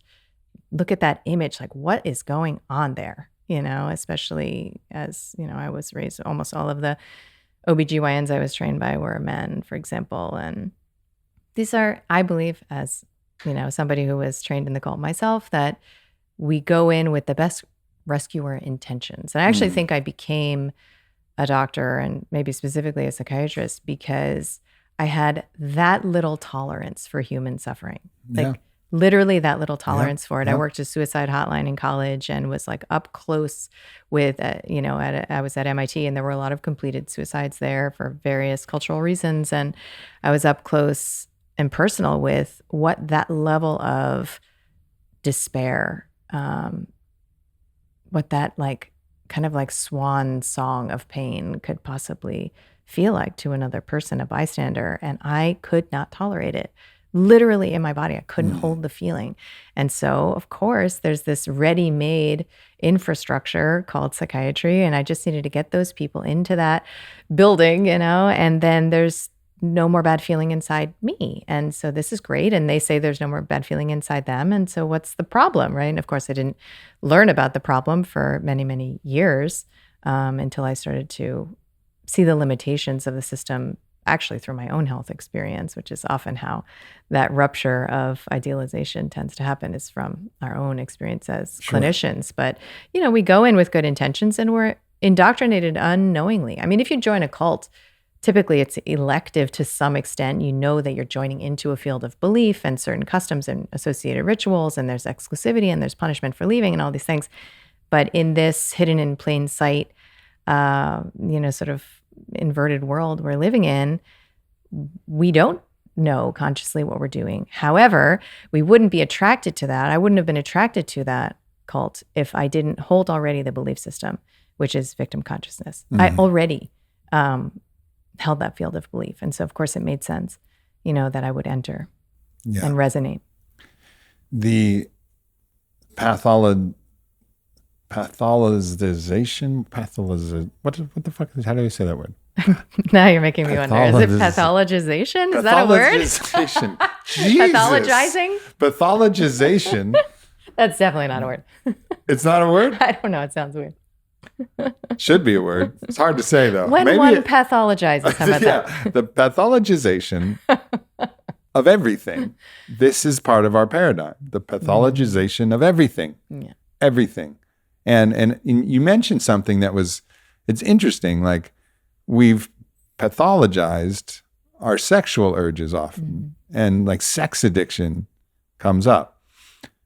And it's an interesting, and we've touched on sexuality quite a bit. And I know I don't know you personally too well, but I follow you on Instagram and I see you in a place where you're comfortable expressing the embodiment of the reclamation of your sexual energy. So I imagine just in our conversation also, this is a keen area of topic. And we touched on some of the ways that things can get kind of shameful and twisted and repressed in a lot of those different ways. But it seems to me that there's, addiction, of course, is just an attempt to meet a need. Yeah. And for many of us, the only time we can enter into that space of eros, which is, if you follow the old Kabbalist lineage, is the place where you touch the divine, radical presence, interiority, union with another being, the pleasure that actually overwhelms all of your other sensations. And in that moment of rapture, you say, oh God, because it feels like you're back home with the oneness because the pleasure's so high and you're in union. So we have all of these things. But then to pathologize that and say, oh, it's a sex addiction, maybe, but it's also like an interesting way to kind of not look at the issue and say, like, actually, we're all addicted to sex, like we're all addicted to water and food and breathing, and like, but we're just not quite doing it right. So what we're addicted to is what I would say pseudo sex. Yeah. So you can get addicted to the pseudo version of the real thing, right? Yeah. Like, so it's like, it's not really what sex can be, which is this beautiful, like enlivening, healing, cleansing, purifying, enrapturing experience with another person or yourself, so, but in the pseudo version, it's trying to fill some quick need with a quick hit and a little bit of validation and the escapist mentality. So, and the same with all of these other things, drinking alcohol versus being an alcoholic, whatever your relationship is, it's like there's a higher expression of it, which is like, this is just nice. This glass of wine with my friends, this makes one of the reasons why I love life so much. A good Brunello, on like at sunset, maybe with a cigar. I was doing that all week. And it's just like, man, watching the sun slowly go down behind the pond. And like, this is heaven. This is like a big part of it. But you can also slip into the pseudo version of that, which is addiction to tobacco and addiction to alcohol and escapism. And I think we're not differentiating well enough and also owning our choices and also owning this. We're just so quick to pathologize every different category of what we have. And it doesn't mean that it's not true that there aren't addictions. I think there are. But it's just, I think there's a way to, instead of continually reinforce this, I'm an addict, it's this, which may be helpful in some regards to claim what it is, but just to try and shift things, just shift our perspective a little bit. It just feels like that's important, rather than slapping a sticker on ourselves and excusing our patterns and then being at war. Right. With being at war with this apparition that we've created. And then we're in constant conflict with it and we're fighting it. And I'm not trying to claim that this is like a solution to replace AA or anything like that, but it's just something to like take a soft glance at. Like, what are the ways that we're pathologizing things? What are the ways we're at war with ourselves and at war with our conditions, rather than like being back inside of our experience? And what is the driving fear? Like, is it fear of death and dying? Which sometimes actually is expressed as a want for that, like as suicidality. I've found that they kind of can co-locate. Or is it a fear of being fully alive for the reasons we've discussed, that to hold that much energy in your body has been coupled with danger from early on, Like I know that for myself, in this desecrating of my sexuality that you alluded to, I, like so many, grew up in a household where sex was not spoken of. It's a secret. And so any dimension of myself as a sexual being was something that I had no context for or framework for. And my relationship to my sexuality was fear-based. So I spent the greater part of my adult life always kind of in strategic sexual dynamics with men, especially male colleagues, where I would secure enough of their gaze, their sexualized gaze, that I felt in control of the dynamic, because I assumed and presumed that it would be there because their sexuality was a fundamental threat to me. And then I would manipulate that as I needed, to get what I wanted. And later in my life, and because of, my relationships, I learned to come into control of my sexual energy and seal up all the leaks. But I still was in that place that you're describing, which was more of an addictive relationship and a conflict-based, attention-based relationship to my own sexuality, where I would have thought, I always thought actually, I need to have sex every day. Every day. This is part of my needs. I require this. And, now I'm newly single and, several months. And I would have thought I would have died, not having had sex for several months. I literally thought, how is that even possible? How do people walk around in life, that sexually unsatisfied? And of course, my process has catapulted me into this experience of my own, non-local sexuality, where I now have a relationship to my erotic energy where it's ever present all day. And it doesn't require, trust me, I would love to have great sex again, but it does not require, the actual, securing it through, the means that I thought that it did before. And my sense is that at the root of that relationship to sexuality that I had, that was very almost three-dimensional and relational rather than intrinsic to my beingness, this reclamation of my animal beingness that I was put in conflict with as a child. My sense is that it's given me the opportunity to visit with this fear of punishment that we've talked about, that was coupled with my sexuality, that was totally unconscious and driving a lot of my dynamics with men, but also men of the world, including masculine structures like the government, which was the fear that I would be killed. The fear, Jordan Peterson says that, men are afraid that women will laugh at them and women are afraid that men will kill them. And I subscribe to that, wholeheartedly, because I think that until I looked at that fear and felt that I had the opportunity to engage it through different dynamics in my, personal life, where I felt literally mortally threatened, which was somehow not totally rational, but it was a real feeling. And I could interact with how long that part of me had been holding that very real fear rather, and all of these parts that were recruited to help make sure that that part didn't have to fully experience that ever again. Describes my entire life, right? Is built on this one fragmentation experience of where my sexuality and my sexual energy as a part of my vital force was paired with this fear of moral punishment. And whether you want to draw from, edible complexes or otherwise, I think it's very real. And so the reclamation process, by definition, I think requires that we harmonize with our sensuality, as you were describing, that we come into union with the pleasure and bliss technology that is this entire body. That's what, Alan Watts would talk about, how you don't dance to get across the room or listen to a song to get to the end of it. This is how we come into contact with our beingness, is to engage in the sensual and what could be described as this greater definition of sexuality that is, of course, co-opted and leveraged through, sort of the genital expression of it in pornography and dominant culture. It's like that, it's the inversion, yet again. Well, which comes from the repression and the exile of our erotic life, exiling the entirety of our eroticism into the sexual.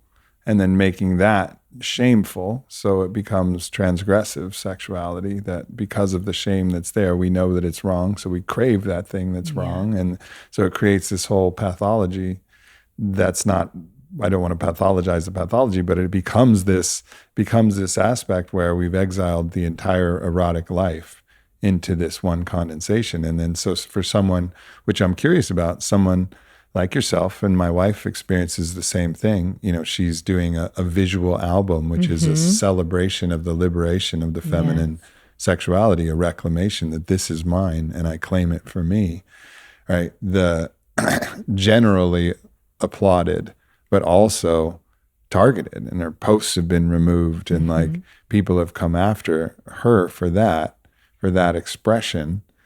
And because they're lumping it into a whole bunch of other different categories and not actually seeing what it really is. And I imagine that for you, when you post, one of your pole dancing videos or something like that, like you're exposing yourself to actually the thing that originally you were afraid of, which is reprimand for this free expression of something that is innate to all of us. So in a way, you've alchemized that fear by facing it.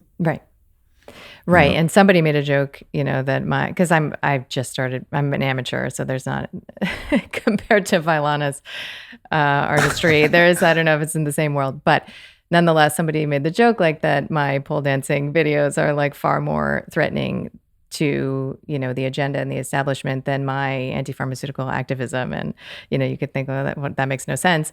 Except that it does when you look through the lens of the possibility that the reclamation of Eros is the way out of this. It is this path that is not apparent in the polarities, right, of these two camps who have totally irreconcilable worldviews on what it is to be a human being, right? Do we need to transcend the inherent limitations of the human body with, the gift of technology and associated control-based interventions? Or, is the body infinitely wise? Does it make no mistakes? And are we here to experience our innate vitalism? Though never the two shall meet, right? Like those two worldviews. I remember early on in the pandemic, I was invited to dinner by some friends who, this was early on, Miami was in lockdown and they lived a couple hours north in this beautiful place on the beach. And the dude was like, we're so excited to see you. And just so you know, like we're doing the whole social distancing thing. So we're just going to like set the table that way. And I'm just like not going to hug you, but it's like totally cool, like otherwise. And I was like, I'm not coming then, you know, like I'm not coming. Like that offends my sensibilities, my humanity, my value system to interact with a human being I care about in such a dehumanizing way. I'm not doing it. It's not worth it. So, and that got me thinking like, how are these worlds, if he can't be in a room with my body under circumstances that work for me, then we can't be in a room together. And isn't that the metaphor, of this divide and conquer strategy, is that it will become impossible for us to share the room of this plane together, and what is this complementarity that I know exists in all polarities, right? There is a way where polarities come into coherent, complementarity where they serve each other in a non-dominant fashion, right? Like each takes their terrain and they dance and play. And I don't see how that could emerge from this until I started to watch my own experience and to understand that, as somebody who otherwise would have like fought the man, becoming the tyrant I'm fighting, is that Nietzsche quote is always like, you become the monster. I can't tell you how many activists I know who literally not only are perpetuating exactly what they claim to be resolving, but they are embodying the same characteristics. Fighting against discrimination with discrimination. Exactly. And so if that's not the way, then what am I supposed to do? Like watch Netflix and, sit at home in my PJs? Or is there some other path, where my personal individuation process somehow contributes to the collective organization of humanity around a totally different value system that is not predicated on this this inner conflict that we then project and experience as outer struggle and warfare, and then recruit a medical system that is based on anti-everything, antihypertensives, antibiotics, antidepressants. And we're just in that struggle of war that you could argue is a play, that we elect into, but we also have other options. And how do we access those? And that's where this integration and reclamation of Eros as the fundamental expression of the divine through the human body seems to me like not much else I should be focusing on in my life right now. It is quite possibly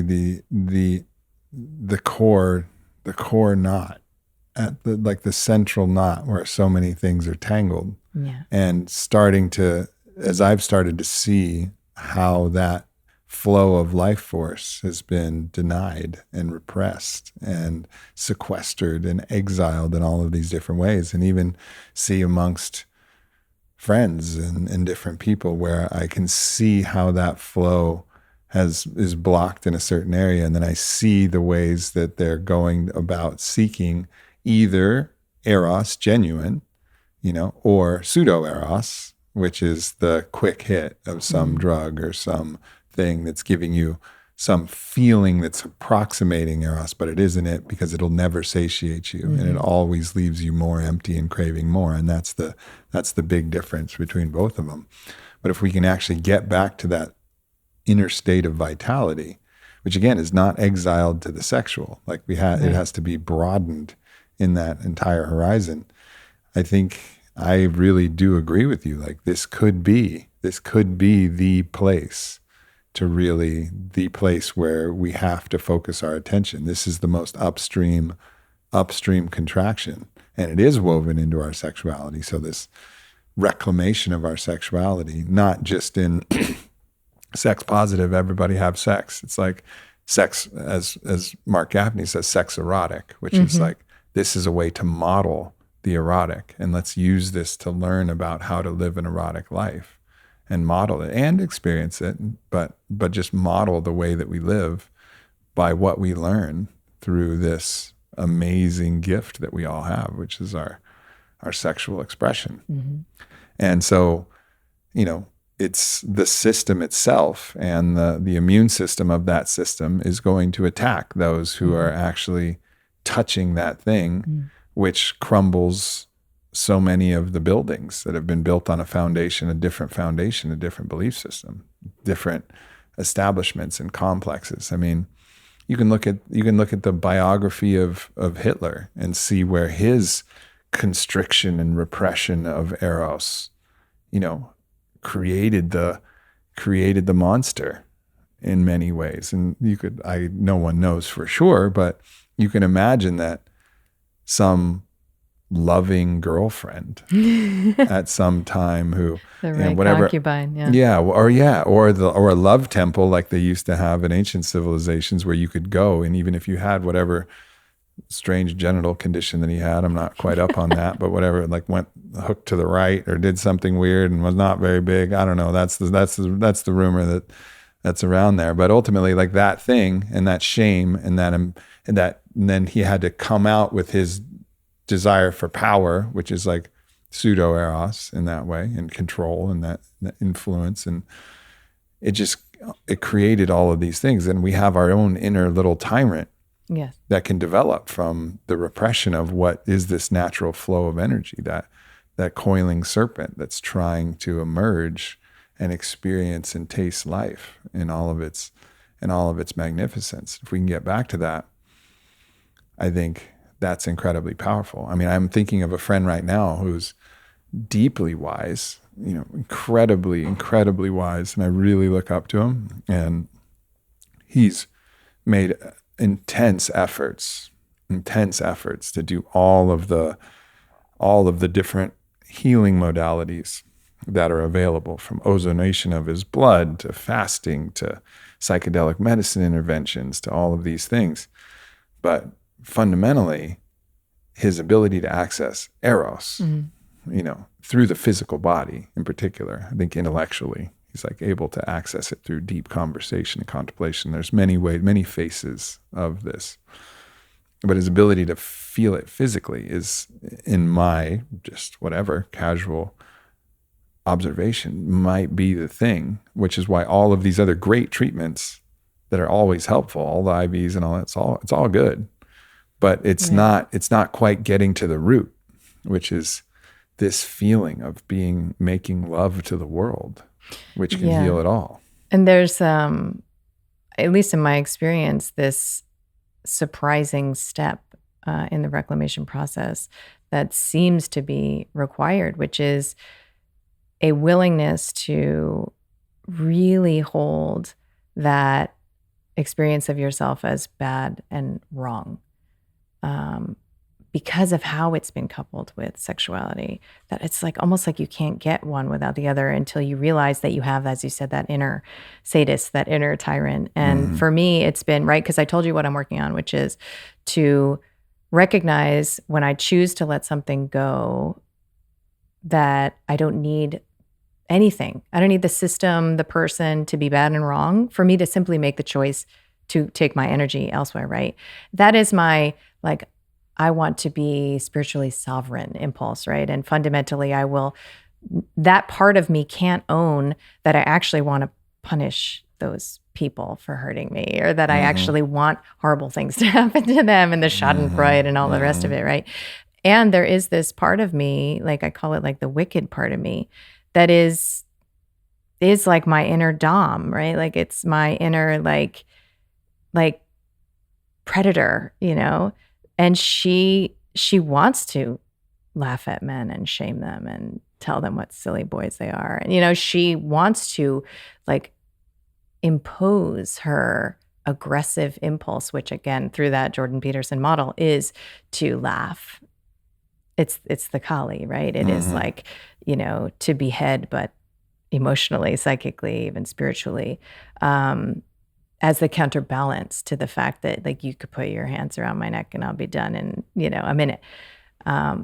If I don't own that is in me, because I'm so invested in my spiritual bypass practice of being, always you said that slippery ego, like always finding a way to be the good person, even through my spiritual ego. If I don't own that part is in there, then I can't access that play, the conscious play, right? Whether it's through BDSM or whatever, figurative ways that I, engage energetically with the world. To not own that part is to never fully integrate that flow of vital force energy into my being. And it's hard because I don't want to be that person who wants bad things to happen to others. I'm not that person, Well, you are. I am. And we all are. Right. And that's the thing. Like, again, it goes back to what we were saying. Like, yeah, tatvamasi, I am that too. Yes. We all have that. There's an interesting, you mentioned the BDSM power exchange world. And there is so much power, spiritual growth potential in that world, in that realm, that people don't look. Now, you can look at the studies in the aggregate and you see the people who engage in that practice are generally happier, more, I wrote about all the studies in my book on the day, actually. There's a whole host of like studies that they've done on people who engage in that. And they're actually kinder, more compassionate, more even keeled with their emotions. And it's like their whole system is settled in a way, even though their practices themselves, you're like, oh, I can't believe it. What are they doing? Exactly. But what I can feel happening in that space is you're actually accessing different aspects of your divine cravings. And so in the Dom position, you have somebody who is submitting themselves entirely to you. Who's actually the one in control. Right. But it's a paradox. It is a paradox but let's explain how that happens, right? That happens because they give you, if you're the Dom, they give the Dom the entirety of their surrender. And in that receipt of absolute power over another person, that absolute power mimics our divine craving, the craving to be in our divinity, which is a place of absolute power. And so in the receipt of absolute power, it actually calls forth the other attributes of the divine while satiating our desire to feel what that absolute power is. So we don't have to go try and perpetrate this out on the world. Exactly. We've received it. We've quenched it. Exactly. We've quenched this desire, satiated it. And then in that flow, then we realize, oh, all of the other divine qualities start to come online, the deep compassion, the tenderness. You know, like anybody who's in the world understands that a big part of it is the coming together and the sweetness, the sweet gentleness that comes on the other side of this thing, because it calls forth, like, I've felt what absolute power feels like, and now I am so full of love and acceptance and like radical compassion. So that's on the dom side. And then on the submissive side, you get to surrender completely to what is a divine power, the absolute surrender and the freedom to completely let go of everything is another aspect of how we orient to the divine. And then that satiates this radical trust and faith and belief in the world that you can completely surrender. And even if it's hard, God is going to take care of you, you know? Yeah. And so if you're doing it right with that, not right, I don't want to say right or wrong, but if you're doing it with that conscious intention, it can be this magical process that's a deep, deep portal that can really open up a lot of these different things. And I think that's why a lot of people are inherently drawn to it, but I don't think they understand like what its potential is, you know, just like sex itself. A lot of people drawn to it, but don't understand what the potential of any type of sexuality is, that union that can give you a taste of the union of the one with the many, the one with the all, you with the divine, or you with the one. So it's such an interesting world that I think doesn't get enough credit for what it's capable of. People just stop at like, oh, it's kinky, it's freaky. Sure, yes, and there's potential there. More than potential, I think if you live consciously in command of those kinds of polarity play dynamics, let's say in your personal life, in your sexual life, you will recognize when those same dynamics are playing out on the world stage, right? Yeah. You will recognize, oh, I'm being asked to be compliant, obedient, and to submit potentially against my will. And you'll also remember that consent is the key to these dynamics. And trust. Right. And do I consent? And is this a dom that I trust, right? And you might come to the conclusion, as I have, you know, that no. And so I'm just not going to play, right? I'm not going to play there, right? Because those dynamics, you know, that's not the partner that works for me. And I'm going to take my energy dynamics elsewhere. And I do believe that that's why there's no such thing as, you know, I believe this is a benevolent universe and it is consent-based, and all of the atrocities and all of the horrific things that are happening in the world and all of the ways that we would otherwise seem helplessly victimized, there were micro consents that were offered along the way. And, you know, that's a lot of what I started to look at in my own life, you know, at the beginning of this process 2 years ago, where I was looking at, okay, if this system does not serve my values, if I believe, for example, that the body is inherently wise and that, you know, it never makes mistakes, and that's my value system, is that the body itself, the tissues themselves are sacred. The system doesn't happen to agree, right? Like the system doesn't happen to represent my values. And so where are the ways in which I am offering micro consent, right? Through my smartphone, through shopping at Whole Foods, you know, through even educating my children in Rockefeller-based system, through, you know, the financial participation that I have in, you know, big banking cartels and whatever. I looked at the incoherence that could underpin my conscious perception of being victimized by this system, when the truth is that I was offering consent. And so I could choose to offer that consent, and that's fine. But then I've laid bare something that otherwise would have been an unconscious play of those dynamics. And again, ultimately, a longing to revisit with whatever the pain, fear, distress, rage, shame is of that victim experience, right? Like whatever I get out of it. And whenever I'm ready, I will step into my creatrix consciousness where I focus not on what I don't like about what's happening in the world, but focus on what it is that I want to offer my energy to. What do I want to make? How do I want to express? How do I say yes to my own energy, to my own vital force consistently so that I live in a world that says yes to me, and it begins with me. And that's a lot of what I've learned around inner polarities is like what it's taken for me to become my own masculine container. And I do think that's a lot of what I offered now looking back in my private practice was like I was almost like this father figure, for my patients, like inviting them to experience and express and move those old energies, sometimes that were suppressed and medicated for 3 decades, so that they could know they were in a safe space to do that. And that inner polarity, because I always thought, well, I need a man to offer me that container so that I can fully, let go and fully surrender and come into that submissive energy. And I think that any good sub, has an experience of their own space holding, totally approving, totally present, devotional, like I am here no matter what. You can rely on this. You can rely on me not to abandon post and go get lost in the fray of like distraction. No, I am here. And that inner masculine, I could never live in a world where I experience that on the outside until and if I can offer that to myself on the inside.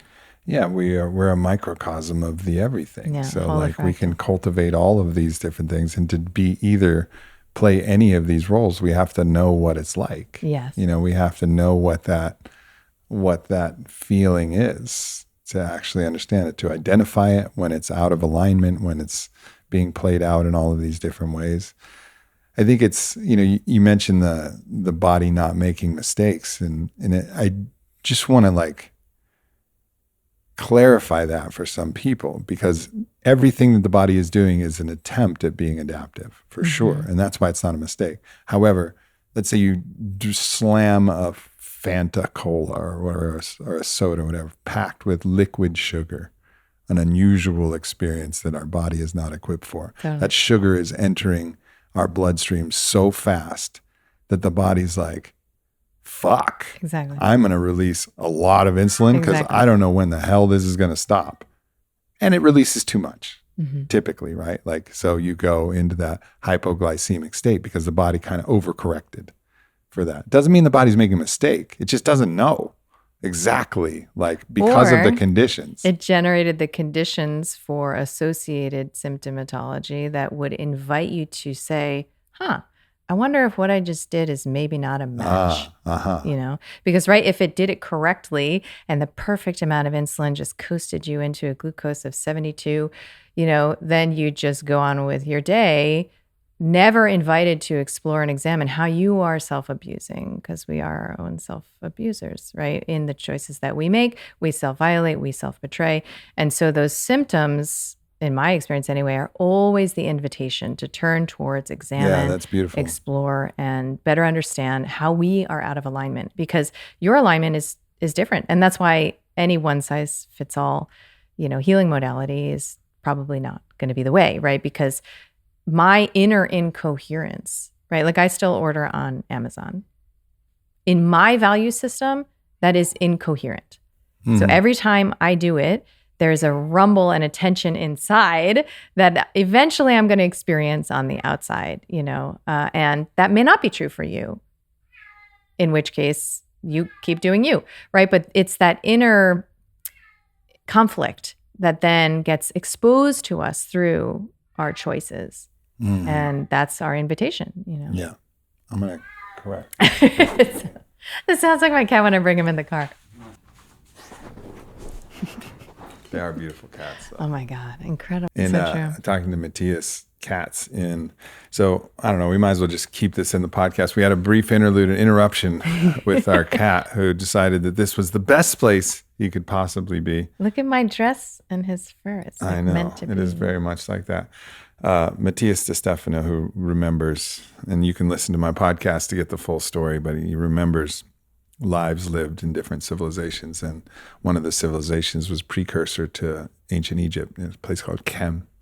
And the cats, which were the deities, Ubasti, Bastet, all of these different cat deities, they were the only ones that were allowed in the temples, because in the temples there was wild shit going on, astral things, beings, and different experiences like you would see in an ayahuasca ceremony, basically. But it was happening frequently. But the cats were the only creatures that would not be, they could see across the veil. And I think a lot of animals can sense when the energy shifts, and they're very subtly perceptive in that way. But cats would just look at the wildest shit going on and just not be afraid and just be like, like there's something like very powerful about that cat energy. It's why the jaguar is so sacred in the Amazon, because it looks at the shadows of the darkness and is like, well, I'm a fucking cat. Like I don't give a shit. So they were always welcome in the temple and revered for their ability to stare into the abyss of something scary and just like lick their paw. Exactly. Like here I am.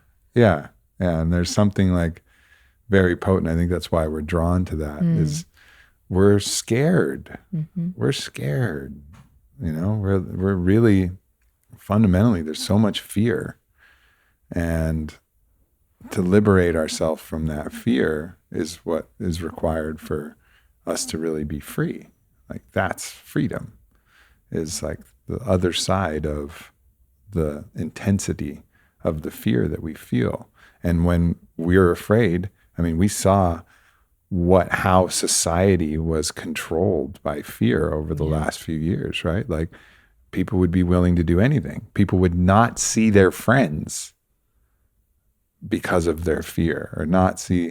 Yeah. And I understand like there's certain conditions where that makes sense. Like if you're in the throes of COVID, like don't invite so-and-so over and share tea with them or something. Like there is like another conversation. Some like logical things that like, all right, yeah. And of course you can take the Cowan approach and some other things, but nonetheless, I walk the Cowan path. There is the with audacity. Yeah. Yeah. There is some, I'm not denying sensibility in this, but the point being that in the intensification of fear, we're willing to surrender our sovereignty and our freedom and our joy and the things that we love most about life. I'm saying this in the aggregate. Some of us were never willing to do that. I would imagine that you were one of those people who were never willing. And in that as well, I was also not willing to surrender these things. Yeah, I had life changed and I accepted the changes that were there and some of the other things, but I didn't stop the things that I knew were just invaluable to my life, because I wasn't going to allow fear to dictate, how I lived the entirety of my life. And of course you get a lot of criticism for that, but for those of us who decided that we weren't going to abide by that fear, that act of courage then made us more courageous in certain ways, and then brought us into community with other people of that similar courage and value system. So it's been both the challenge and the intensification of the liberation by the facing of it. So you either receive it and just get more afraid, or you face it and have the opportunity to transcend it. That seems to be like the fundamental lesson about fear. It's like approve of it, understand that it had a very essential role, and that you can redelegate, to that part another, sort of very important title in your life. I know for me, I had to have lived experiences that flew in the face of my pre-existing belief system in order to recognize that my fear no longer had a place. Like, the way that I evolved my understanding of mental illness, of cancer, of heart disease, of contagion, was to either through my personal embodied experience or through a patient's, to see that I couldn't hold the same framework and also have this outlier exist. And that's, of course, how science is it's not a destination, it's a process of exploring always the interrogation of theories when there is an outlier, right? There cannot be a single inconsistent variable and the theories still stand. And of course, in the age of scientism and, dogmatism, we understand that science is not a tool for inquiry. It's a geopolitical control strategy. And it's, as Foucault said, it's a totally different lens that you can look through. But in its purest state, it's an exploration of nature, of the natural world. Right. And, it's a honoring process of it. asking questions. Yeah. And so I started to ask questions when I saw that there were those inconsistencies and I could no longer, they call it cognitive dissonance, right? Like that's the beginning of change and growth and transformation, is to have that like tense wobble. And you can either collapse into denial, which of course we all do when we're not ready for that identity plasticity and that expansion to come into our lives. Or you can tolerate uncertainty. I think it's called negative capability, right? You tolerate uncertainty and paradox and complexity. You essentially enter into that melting stage of the chrysalis, right? Where everything seems to be dying, and you feel often that confusion can feel like you're dying. And instead of, jumping in to fix it, you hold the faith that the imaginal cells will organize and the butterfly will take shape, and that you just move through that liminal space. But that it's a tall order. I mean, but every inquiry, and I question everything at this point, everything I've ever paid hundreds of thousands of dollars to be indoctrinated around, I have come to question. And now it's fun, now it's exciting. But in the beginning, it was world decimating.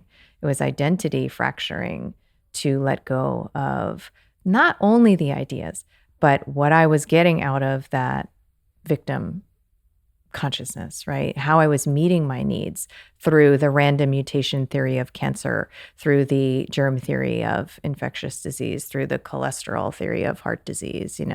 I was participating in a field that was meeting the needs of my inner victim indirectly through these belief systems about the body.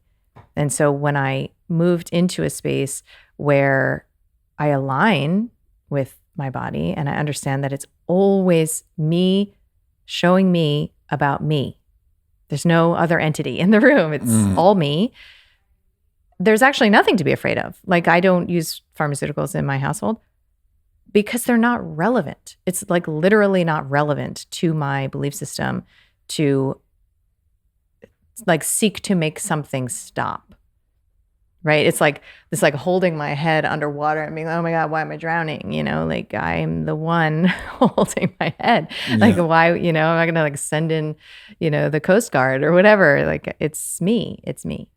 And there's nothing to be afraid of. And of course that requires that we, again, look at not only our fear of death and what that means, but also our fear of being more fully alive. I know that's been a way bigger one for me recently. It's just like, Can I hold so much aliveness in my body that isn't contracted through that victim story? Because if you think about anything like incredible that's happened and that expansion you feel, like how long have you been able to hold it in your body? Like, I don't know, a couple hours, maybe a couple days. And at least I'll speak for myself. Like I will literally like drum up conflict or focus on something that bothers me, or like come up with some reason to get into that familiar energy of contraction so that my nervous system can get the memo that we're in territory that is not associated with that expansion of the child's divine energy, that is ultimately tampened down by our highly conditioned parents. To recognize I'm an adult now. Like I can do all these, I can handle all these things, but it requires that I be willing to move beyond the pale into aliveness which is scary as hell. It's scary because we're intensely afraid of contrast. Mm-hmm. That's one of the things that we're so afraid of. It's like, why are you afraid to love? It's the craziest thing. You're afraid to love. What do you even mean you're afraid to love? It's the best feeling on the planet. You're afraid to love. It's crazy, but it's so common, right? Like, we all agree love is the best feeling ever, but so many of us are afraid to. Well, why? It's because we've loved and then we've had our legs cut out from under us, you know? All of a sudden the love was gone and the pain of the contrast, you know, was something that now we just don't even want to step into it. So if we love life and then something bad happens, well, then the contrast. But that is no way to live. There's no way to live, to be denying yourself all of the good just to soften the blow of the contrast. And I think what we need to realize is that, yeah, well, we can handle it. It's just this faith, like, okay, I get broken up with, I get cheated on. You know what? Like, I can handle it. I also have a community that'll help me handle it. I have the processes. I know how to grieve. I know how to go down to the river and wail and cry and express and emote and do and breathe and journal and write poetry. And I'll make it through this fucking thing and I'll get back in there and I'll love again and I'll live this thing. But if we're not mindful that we're constantly trying to protect ourselves from the slap of that contrast, then we won't step into the river of ecstasy that is available in this life. And it's adaptive to try to prevent us from that contrast, because at that point we're vulnerable, I suppose, to some other conditions, but it's also denying us the great joy that we have at our fingertips. It's like, this is the courage of the poet, in a way, is to feel everything and also know that you can transmute this in some way, and then just say, all right, all right, well, I'm going to love. And I'm going to number one, love for its own sake, lishma, for its own sake, as the Hebrew word is, like, do it for its own sake because it's amazing.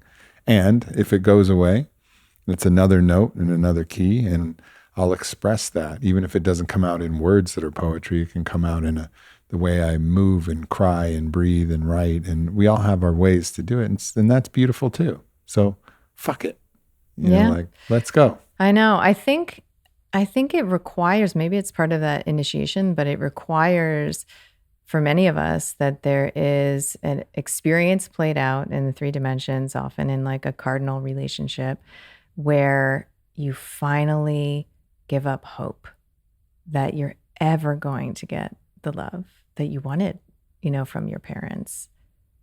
Ever. Like, it's never coming. It's never coming from the outside, ever, and that, talk about grief. I mean, I know certainly like what I've gone through, like in the past couple of months, like just experiencing like weeks and weeks of grief around like what must be my child self, like just releasing that longing like forever. And of course, what comes in the vacuum of that, the void of that, is exactly the love, right? Yeah. It is exactly the love that you imagine is going to come from these parentified figures on the outside, in all of those experiences of upset and resentment and disappointment, was that secret hope, that projection onto a person that they never consented to, that they could finally be that daddy or mommy, and otherwise we would experience each other as we are. There would be no such thing as judgment or disappointment or resentment, because we would always be seeing people exactly as they are, which we're not, as you said, we're experiencing our projections and parentification and the play of that betrayal and all of these dynamics, and so when you finally get to that moment in your life where you almost like give up and grieve, something shifts where it's like, it was like all here. It was all already here. And now I just get to give it, now I'm like a cup overflowing instead of like trying to find the perfect quanta, of liquid from the perfect person. And again, experiencing that play of suffering and struggle. Yeah.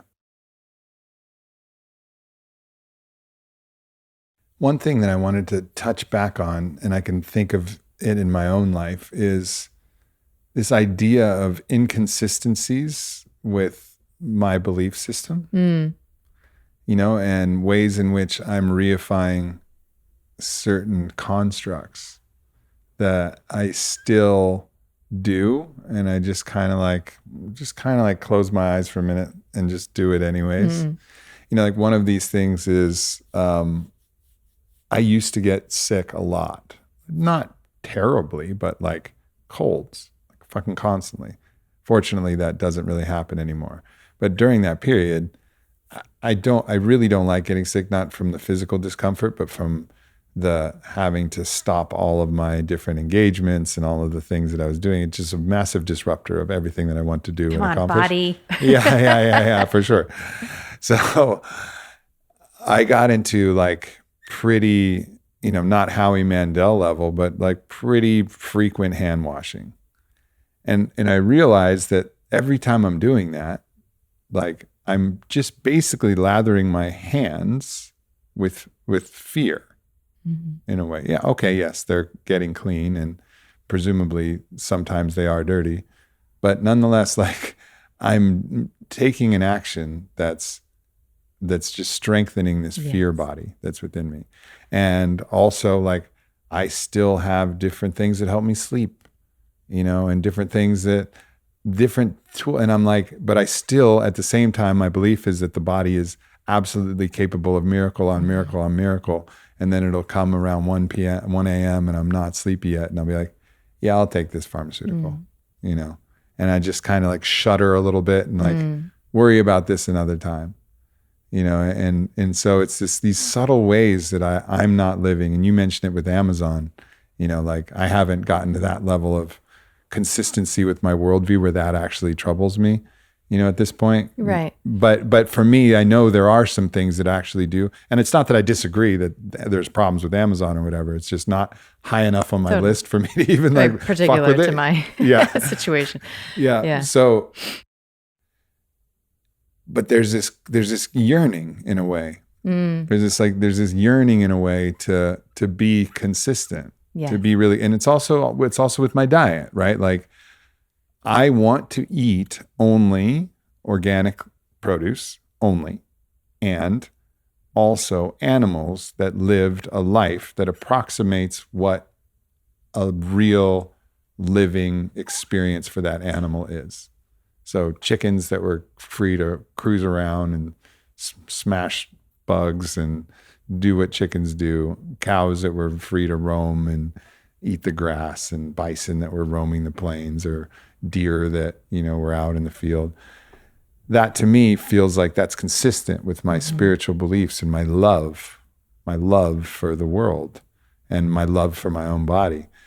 But I'm a little hungry and we're out at this restaurant and fuck it. I'm not going to ask them where this animal's from. It's just like, ugh. And I just do it anyways, and I like block it out.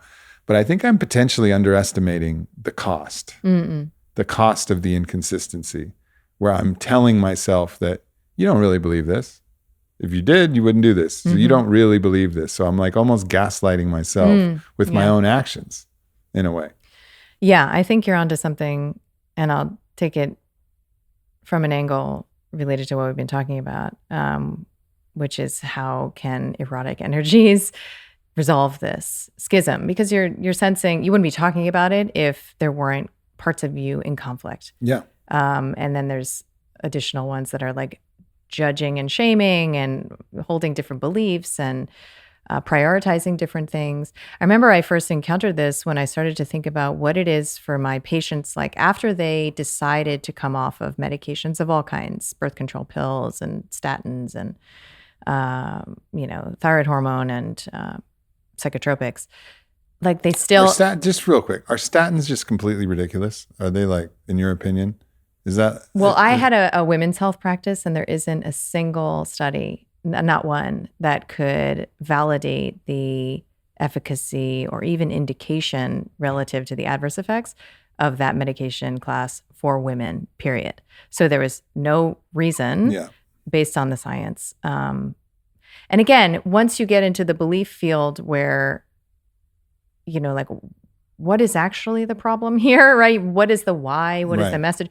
It becomes irrelevant. So I used to get really into like informed consent, and here's all the data about. I have reams of blogs on my site about adverse effects, of medications, because I was never told about this. So I knew I wasn't able to provide informed consent to my patients, and that felt like really messed up because I paid attention, in my training. And so, it's kind of the same story I found for every single class of pharmaceuticals. It's the same. Again, like, it's reflecting the consciousness of the person who would participate in a way that is consistent and coherent and fine.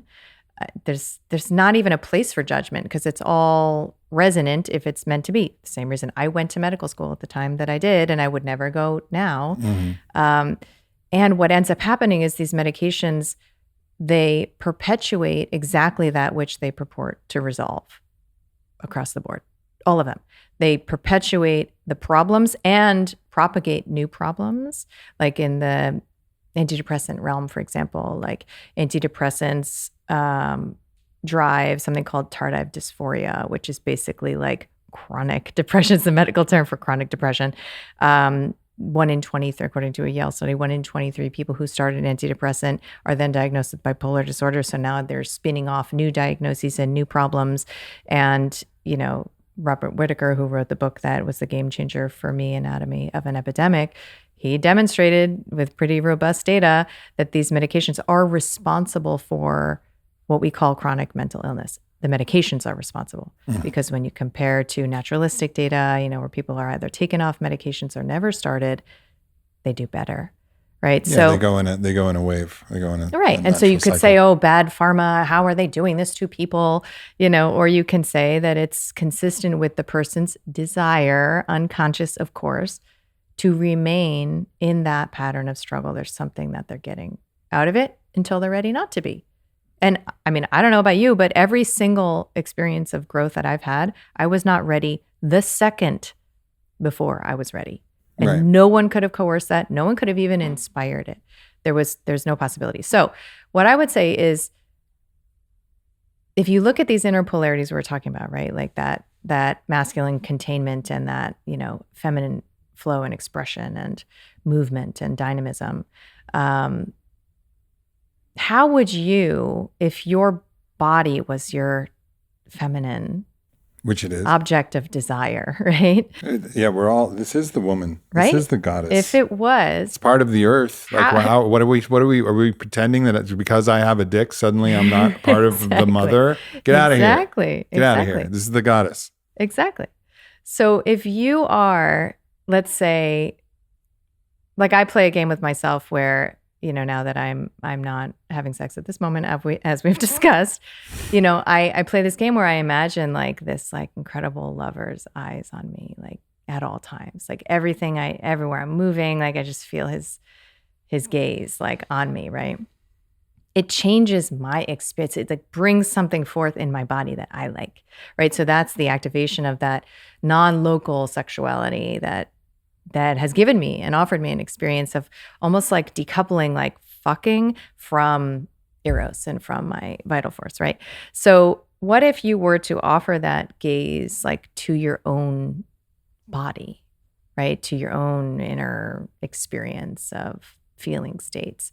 Like you wouldn't be like, stop it, stop doing that. Like, would you talk to Vailana that way? Like, stop doing that, lose some weight. Like, you're so annoying. Like, come on, I told you, get in bed, whatever. Like there is a parentified dynamic. Like you're like the bad parent, right? Like this shitty parent who's like yelling at, scolding, shaming, controlling your own body's experience when you could be like the incredible masculine lover, who is approving of, holding space for, allowing all of it to be welcoming, honoring, like in devotional comportment. I'm just putting that out there, who lives this way? I don't know anybody who does. However, I aspire to that relationship to myself And that includes, if you're not sleeping, and what if like your child, your beloved child, or your lover, was in that space of struggle, like, would you just be like, go to sleep, slam the pillow on her face and just like hold it there until she does? Like, or would there be this like curiosity, like, what could this mean for you? Maybe you have a lot of creative energy moving through, like maybe this, because I experienced so much of my patients' insomnia. That is like cardinal experience of the psychotropic withdrawal process. Insomnia is part of the deal. And you could throw whatever supplements and honestly even pharmaceuticals at it, and it's futile. It's totally futile. So I got to the place where I was like, what is the message of insomnia? What is insomnia actually about? And there's like a whole reframe that says, that once it is met with approval and even embrace, like there's something very meaningful in the fact that the body is choosing not to sleep at this time. Everything shifts, of course, right? Like it's in the insistence that it should be different, that the struggle is perpetuated, that the need for victim consciousness-oriented tools and interventions, aka pharma, is even relevant. And I'm not saying that tritely, because it's not. Trust me, this was like talk about an initiation. Insomnia. I mean, I've had patients who went like 9 months without sleeping. Goodness. Literally. Benzo withdrawal can be that. And, right, doesn't any good initiation process, doesn't any expansion to, how do you know that on the other end of your insomnia isn't like your next level? Just saying. Thank you for that. No, thank you for that. I think the idea of being under the gaze of my beloved is really, really powerful idea. Because I remember when I first got together with Vailana, it was like I was in a state where I was, and I still am so in love with her in every way, but I was so in just absolute adoration of her.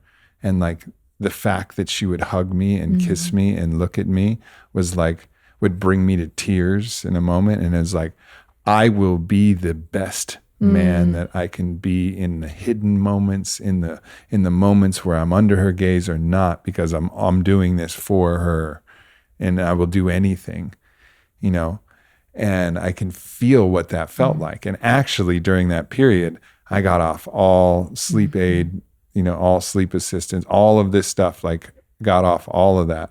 It also coincided with an interesting time in the world where the whole world was kind of on pause. So it was like a little bit easier for me to kind of step back from different things that I was doing. So I think that's really helpful insight, because I can imagine that. And I would love to say that thing with Vailana is still there. And it is. I love her deeply and I treasure her.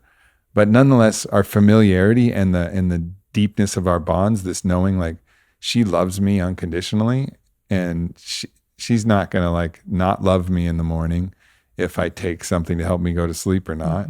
She obviously wants me to not, but it's not like we still love each other the same. So it doesn't really work. But if I hypothesize that reality and made it, instead of condensed and exiled into Vailana, it's into the goddess, which is my own goddess and the goddess writ large. There's immense power in that. So I want to thank you for that, because that's a big deal. That's a big deal of like how to like look at this, like my beloved is watching, which she is always. So that was really beautiful. And then you channel that. Yeah. I mean, and I'm a big believer in an order of operations. That's been my MO, my entire clinical practice, is like, don't dive in, the deep end of your psychospiritual reorganizational process of your life and healing your family of origin rifts or whatever before you have sent your nervous system a signal of safety through your lifestyle choices, the chopping wood and carrying water of your daily decisions. Because, like you said, with sort of like the sort of like diet wobbles or whatever, it could be that, the insomnia is inviting you to up level, right, through the discipline and commitment of that masculine container, because that is what discipline is ultimately about, is to offer the experience of freedom, right? It's that paradox. So, I believe, at least for my patients, that they go through this ritualized experience of commitment to lifestyle choices and associated discipline. And then all this clarity comes, when your bloating is resolved and you're sleeping and your energy is stabilized. Just on the physiologic level, you have more resources to then explore like some of the psychodynamic relational things. So obviously ayahuasca is a part of my life, and you actually walked in, we were watching a draft of a documentary we're going to be releasing about it. So for Dieta, you have to get off everything, it's like, and get really, really clean with all that. And I do. But the interesting part about that is what allows me to do that is I also clear my fucking schedule entirely. Like for ayahuasca, all I have to do is drink ayahuasca. I can lay in my bed. I have friends that are there with me or whatever, and I do want to eat at some point, but there's like nothing for me to do. And I think what keeps me trapped in the cycles where it's this, well, I got to feed myself because I got this thing where I need to do this. I can't skip this meal because I got this thing I got to get to, and I don't want to be, the food thing is not that big a deal. Actually, that's just me being a little bit lazy, because I can skip a meal pretty easily and it doesn't bother. I fasted enough that it doesn't really affect me.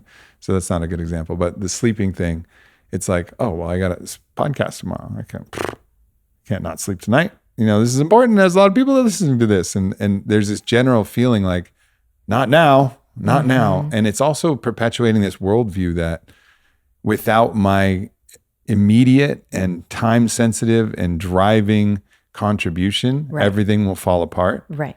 And so that there's like the larger belief system that I'm reifying with my actions by saying like, the world cannot bear if I stop right now. I mean, do you see what's going on? Like, I fucking go to sleep and shit's worse, I love being able to offer everything I can. There is a great joy in it. It's not like I'm doing something I don't love, but I think I need to untangle this belief that somehow it's just, I need to believe that everything will be okay. Everything will be okay. If I just stop, take care of myself, like everything will be okay. And it will. But my cells don't believe that.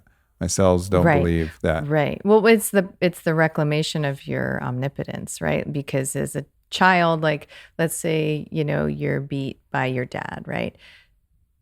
The nature of our enduring connection to our own power, even through the victim model, is such that as a child, I will tell myself, not he's bad, but I am bad. Mm-hmm. I can control this. I can't control him. So, there grows this sense of omnipotence in children. Like, we all encounter it. Like, I can control my experience by attempting to control another's behavior through my experience. And that's where the rescuer and the caregiver comes online. Because if I just do this, be this, hide this, then I will finally get, which of course we never do, then I will finally get that experience of okayness, of love, of approval, of connection to the divine. And we carry into adulthood this sense that we have that much agency and control, which is true, we do. But when it's not conscious, and it's this, now you've made it conscious as you're saying it, right? It's this semi-conscious play of like, the world will halt if I do not, continue to produce, perform, and to be ultimately, I'll speak for myself, like this rescuer, informing, empowering others, whatever it is. That is not the ultimate reclamation of my power, right? Which is real. Right. The Right. ultimate reclamation is to say, whatever is right for me in a given moment is right for the world. And if what was right for you 5 minutes before I showed up was to be like, yo, I'm going to take a nap instead, You actually mentioned that. then there's a world where you doing that actually serves me. I mean, it didn't happen, so it's theoretical, but I wanted this more. Okay, so then you're doing what you want to do. Yeah. But I subscribe to, following these. Okay, so there's always like a little yes and a little no. Like it's like a whisper. That's what I experience my intuition as. It's like, it's very uncharged and very quiet. And then on top of it is like this whole avalanche of shit, right? Like there's like, I'll get like this little yes, like that's a good idea for you to do that. Have that conversation with your mom, your brother, whatever. Say that thing, and then I'll be like, no, I don't have to. Why? Why do I have to do this? Like, and it's all this resistance on top. But underneath is like a little voice. And sometimes it's the opposite, where like there will be like a little teeny no, and then I'll be like, oh, but what does it cost me? And I should just, come on, I'll just do it. Like maybe it would have been the case about this podcast if you wanted to take a nap instead. If we align with that and we take the risks inherent in like being out of character, right? We take on those risks. I choose to believe that organizes the world in a way that cannot arise from a force-based, performance-based, achievement-based, doing-based relationship to this human experience. So if what is being asked of you is to slow the fuck down, then you're going to manifest that because it's what you want through illness. Because apparently in your rubric, that's how you slow down. Not really. I blast through. I blast through and produce so at maybe a bigger illness, high level. Whatever, right? That's what I have to be careful of. Like ignore That's the whispers. You have to listen to the screams. And the fortunate part is that the work that I'm doing is legitimately nourishing. Mm-hmm. Like this conversation in and of itself is legitimately nourishing. We're in a certain type of eros here, right? Like we're in radical presence other than cats and toddlers and things that have come and interrupted this podcast. But nonetheless, the things that I do are things that I love. And that's my saving grace, is that I'm not pushing to get wealthy or pushing to get famous or pushing to get these things. Yeah, sure, those things are fine. I appreciate influence and I appreciate wealth and I appreciate all, but it's not the reason. Like I'm getting something really potent out of it. But also it's like, can I trust, like you were saying, that I can live my own best life? And that is ultimately an act of service to the whole world. That's significant. It has cosmic significance because that's the world that I want to build. I want to build a world where people radically honor themselves and radically make those choices to live their own best life. I don't want to build a world of martyrs of any variety, So it's like living that reality. And so I think there's some deepening clarity about the importance of that. And also to know that there's going to be certain times where, time to giddy up, time to like giddy up, cowboy up, put on your hat, slap on your jeans, like rustle them cattle, let's go. That there is that point, and that's okay too. And I love that. I'm built for that.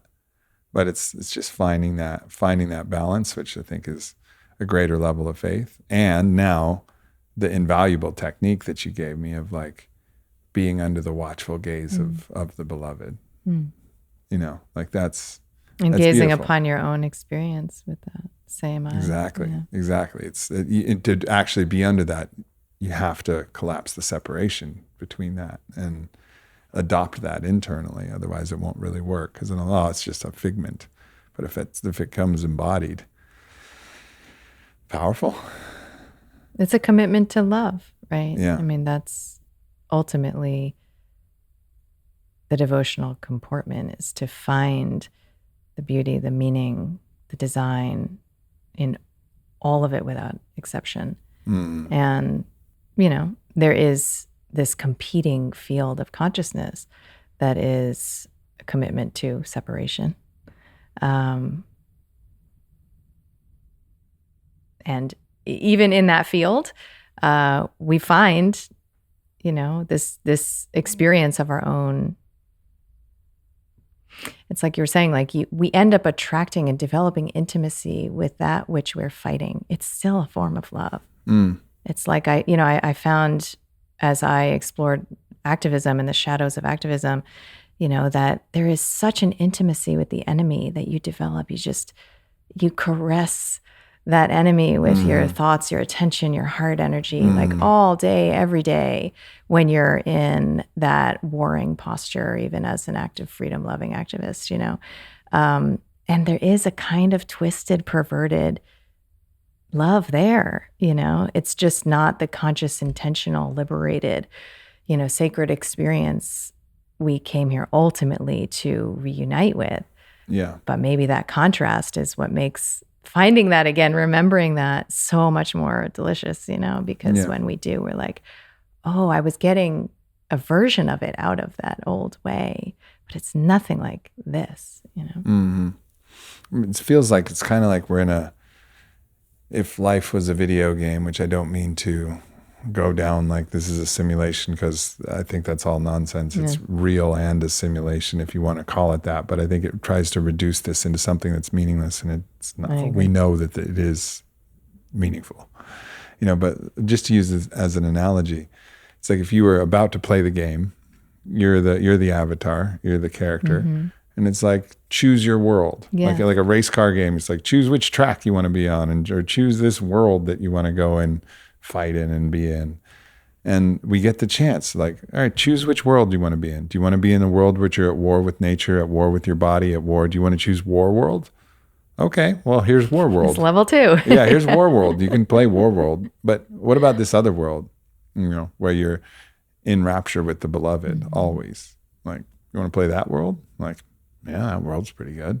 But we got to we got to enter into that world and adapt to it, take our character from one world that's built upon this other conflict and separation, and then enter into this other world. And it's not going to be easy to stay in that new world that we've selected, because all of the culture is going to be trying to drag us into the other one. But if we can cultivate enough energy, then we can live in a different parallel reality, which then invites, if we can anchor it, it invites the world to join us in that parallel reality. Totally. And the only rules of this game, as far as I can tell, are every time you experience upset, enter through it.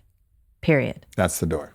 That's it. And that is how you rediscover your own agency, your own power, your parts, all of these aspects of yourself that are otherwise going to be characters that you're in war world against. And as you, every time, now I really like this analogy, but every time, you meet that part within, right? So I used to be super judgmental of, oh my God, so many things, but incompetent women, a very specific judgment, kind of ditzy, disorganized, incompetent women. And the implication is that if I identify, which I do, as a competent woman, in my shadow is the incompetent Kelly, right? Is that incompetent part of me? And I would barely recognize this part. I've never experienced myself consciously as incompetent, for example. And so how do I feel triggered by some woman in my life who is, falling down on the job or whatever, and recognize that she's holding, because if it doesn't upset me and she is that, whatever. But once it upsets me, that's the invitation. And so how do I recognize that she's holding that part of me, showing it to me? And how do I meet with this dimension of myself that I would not otherwise have been conscious of if not for my judgment, and get to know her, right? Like, what is the part of me that just wants to sleep and do nothing and be a kept woman and, make mistakes and doesn't matter and not know things and be stupid and ask for help or whatever it is? I don't know, but she must be in there or I wouldn't be experiencing her on the outside. And so once that happens, then that's one character in War World who no longer exists. And I ascend, in this video game into a world that is ultimately like predicated on these, I think, fundamental sacred values, of choice and agency and God creative energy that is within each of us. And we get to play together.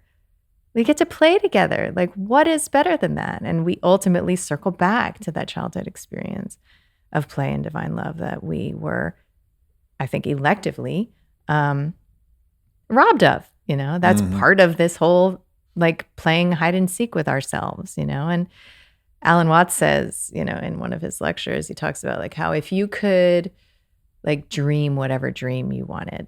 Yeah. You heard it? Yeah. Like, like the first night you'd like, fuck all the hot women dancing and girls do all the right? all sorts of pleasure. Exactly. Yes. And by like the seventh night, you'd be like, God, whatever, fuck it. Like you decide, right? And you'd want to play hide and seek with your own power to dream whatever the hell you want to dream.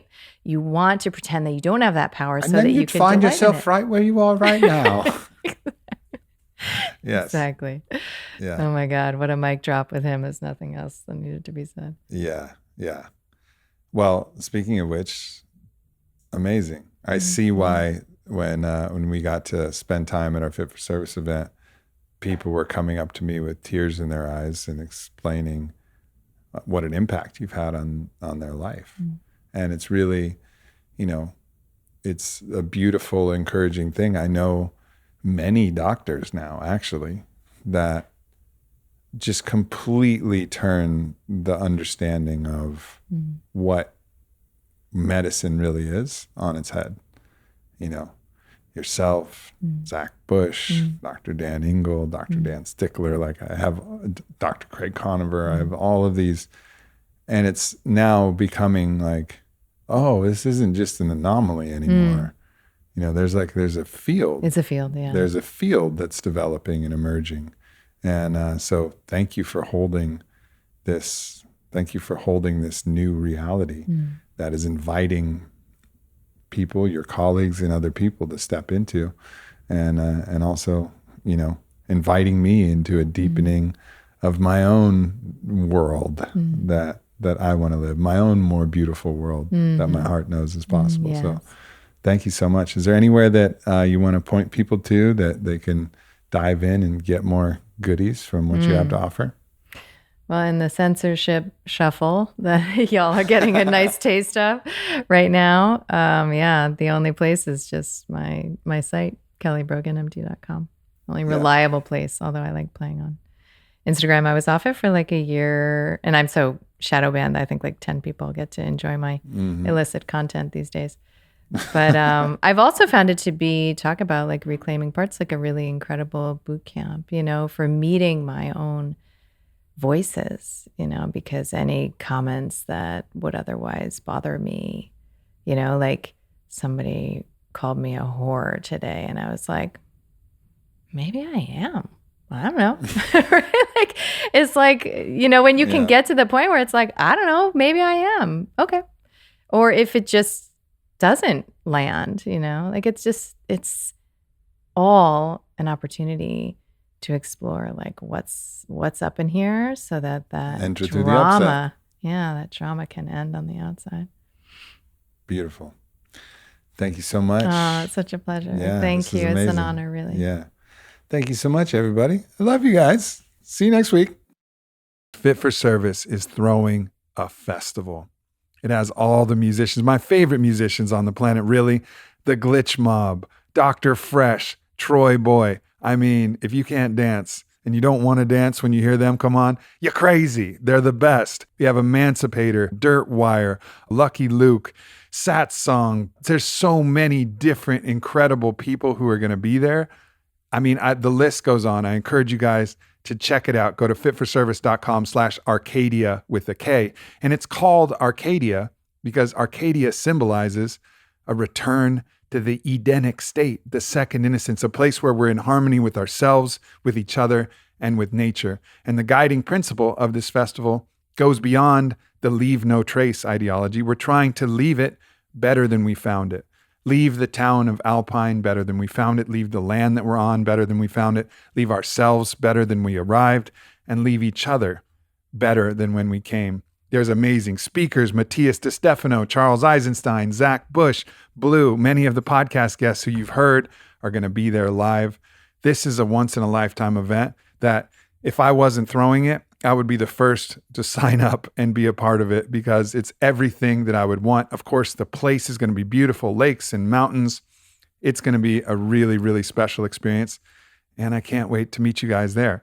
So check it out. Go to fitforservice.com/Arkadia with a K, and you can check out if it vibes with you. And if so, I will see you at Arkadia. Thanks for tuning into this video. Make sure you hit subscribe. Follow me at Aubrey Marcus. Check out the Aubrey Marcus podcast, available everywhere. And leave a comment. Let me know if this video resonated or what else you would like to hear from me in the future. Thank you so much.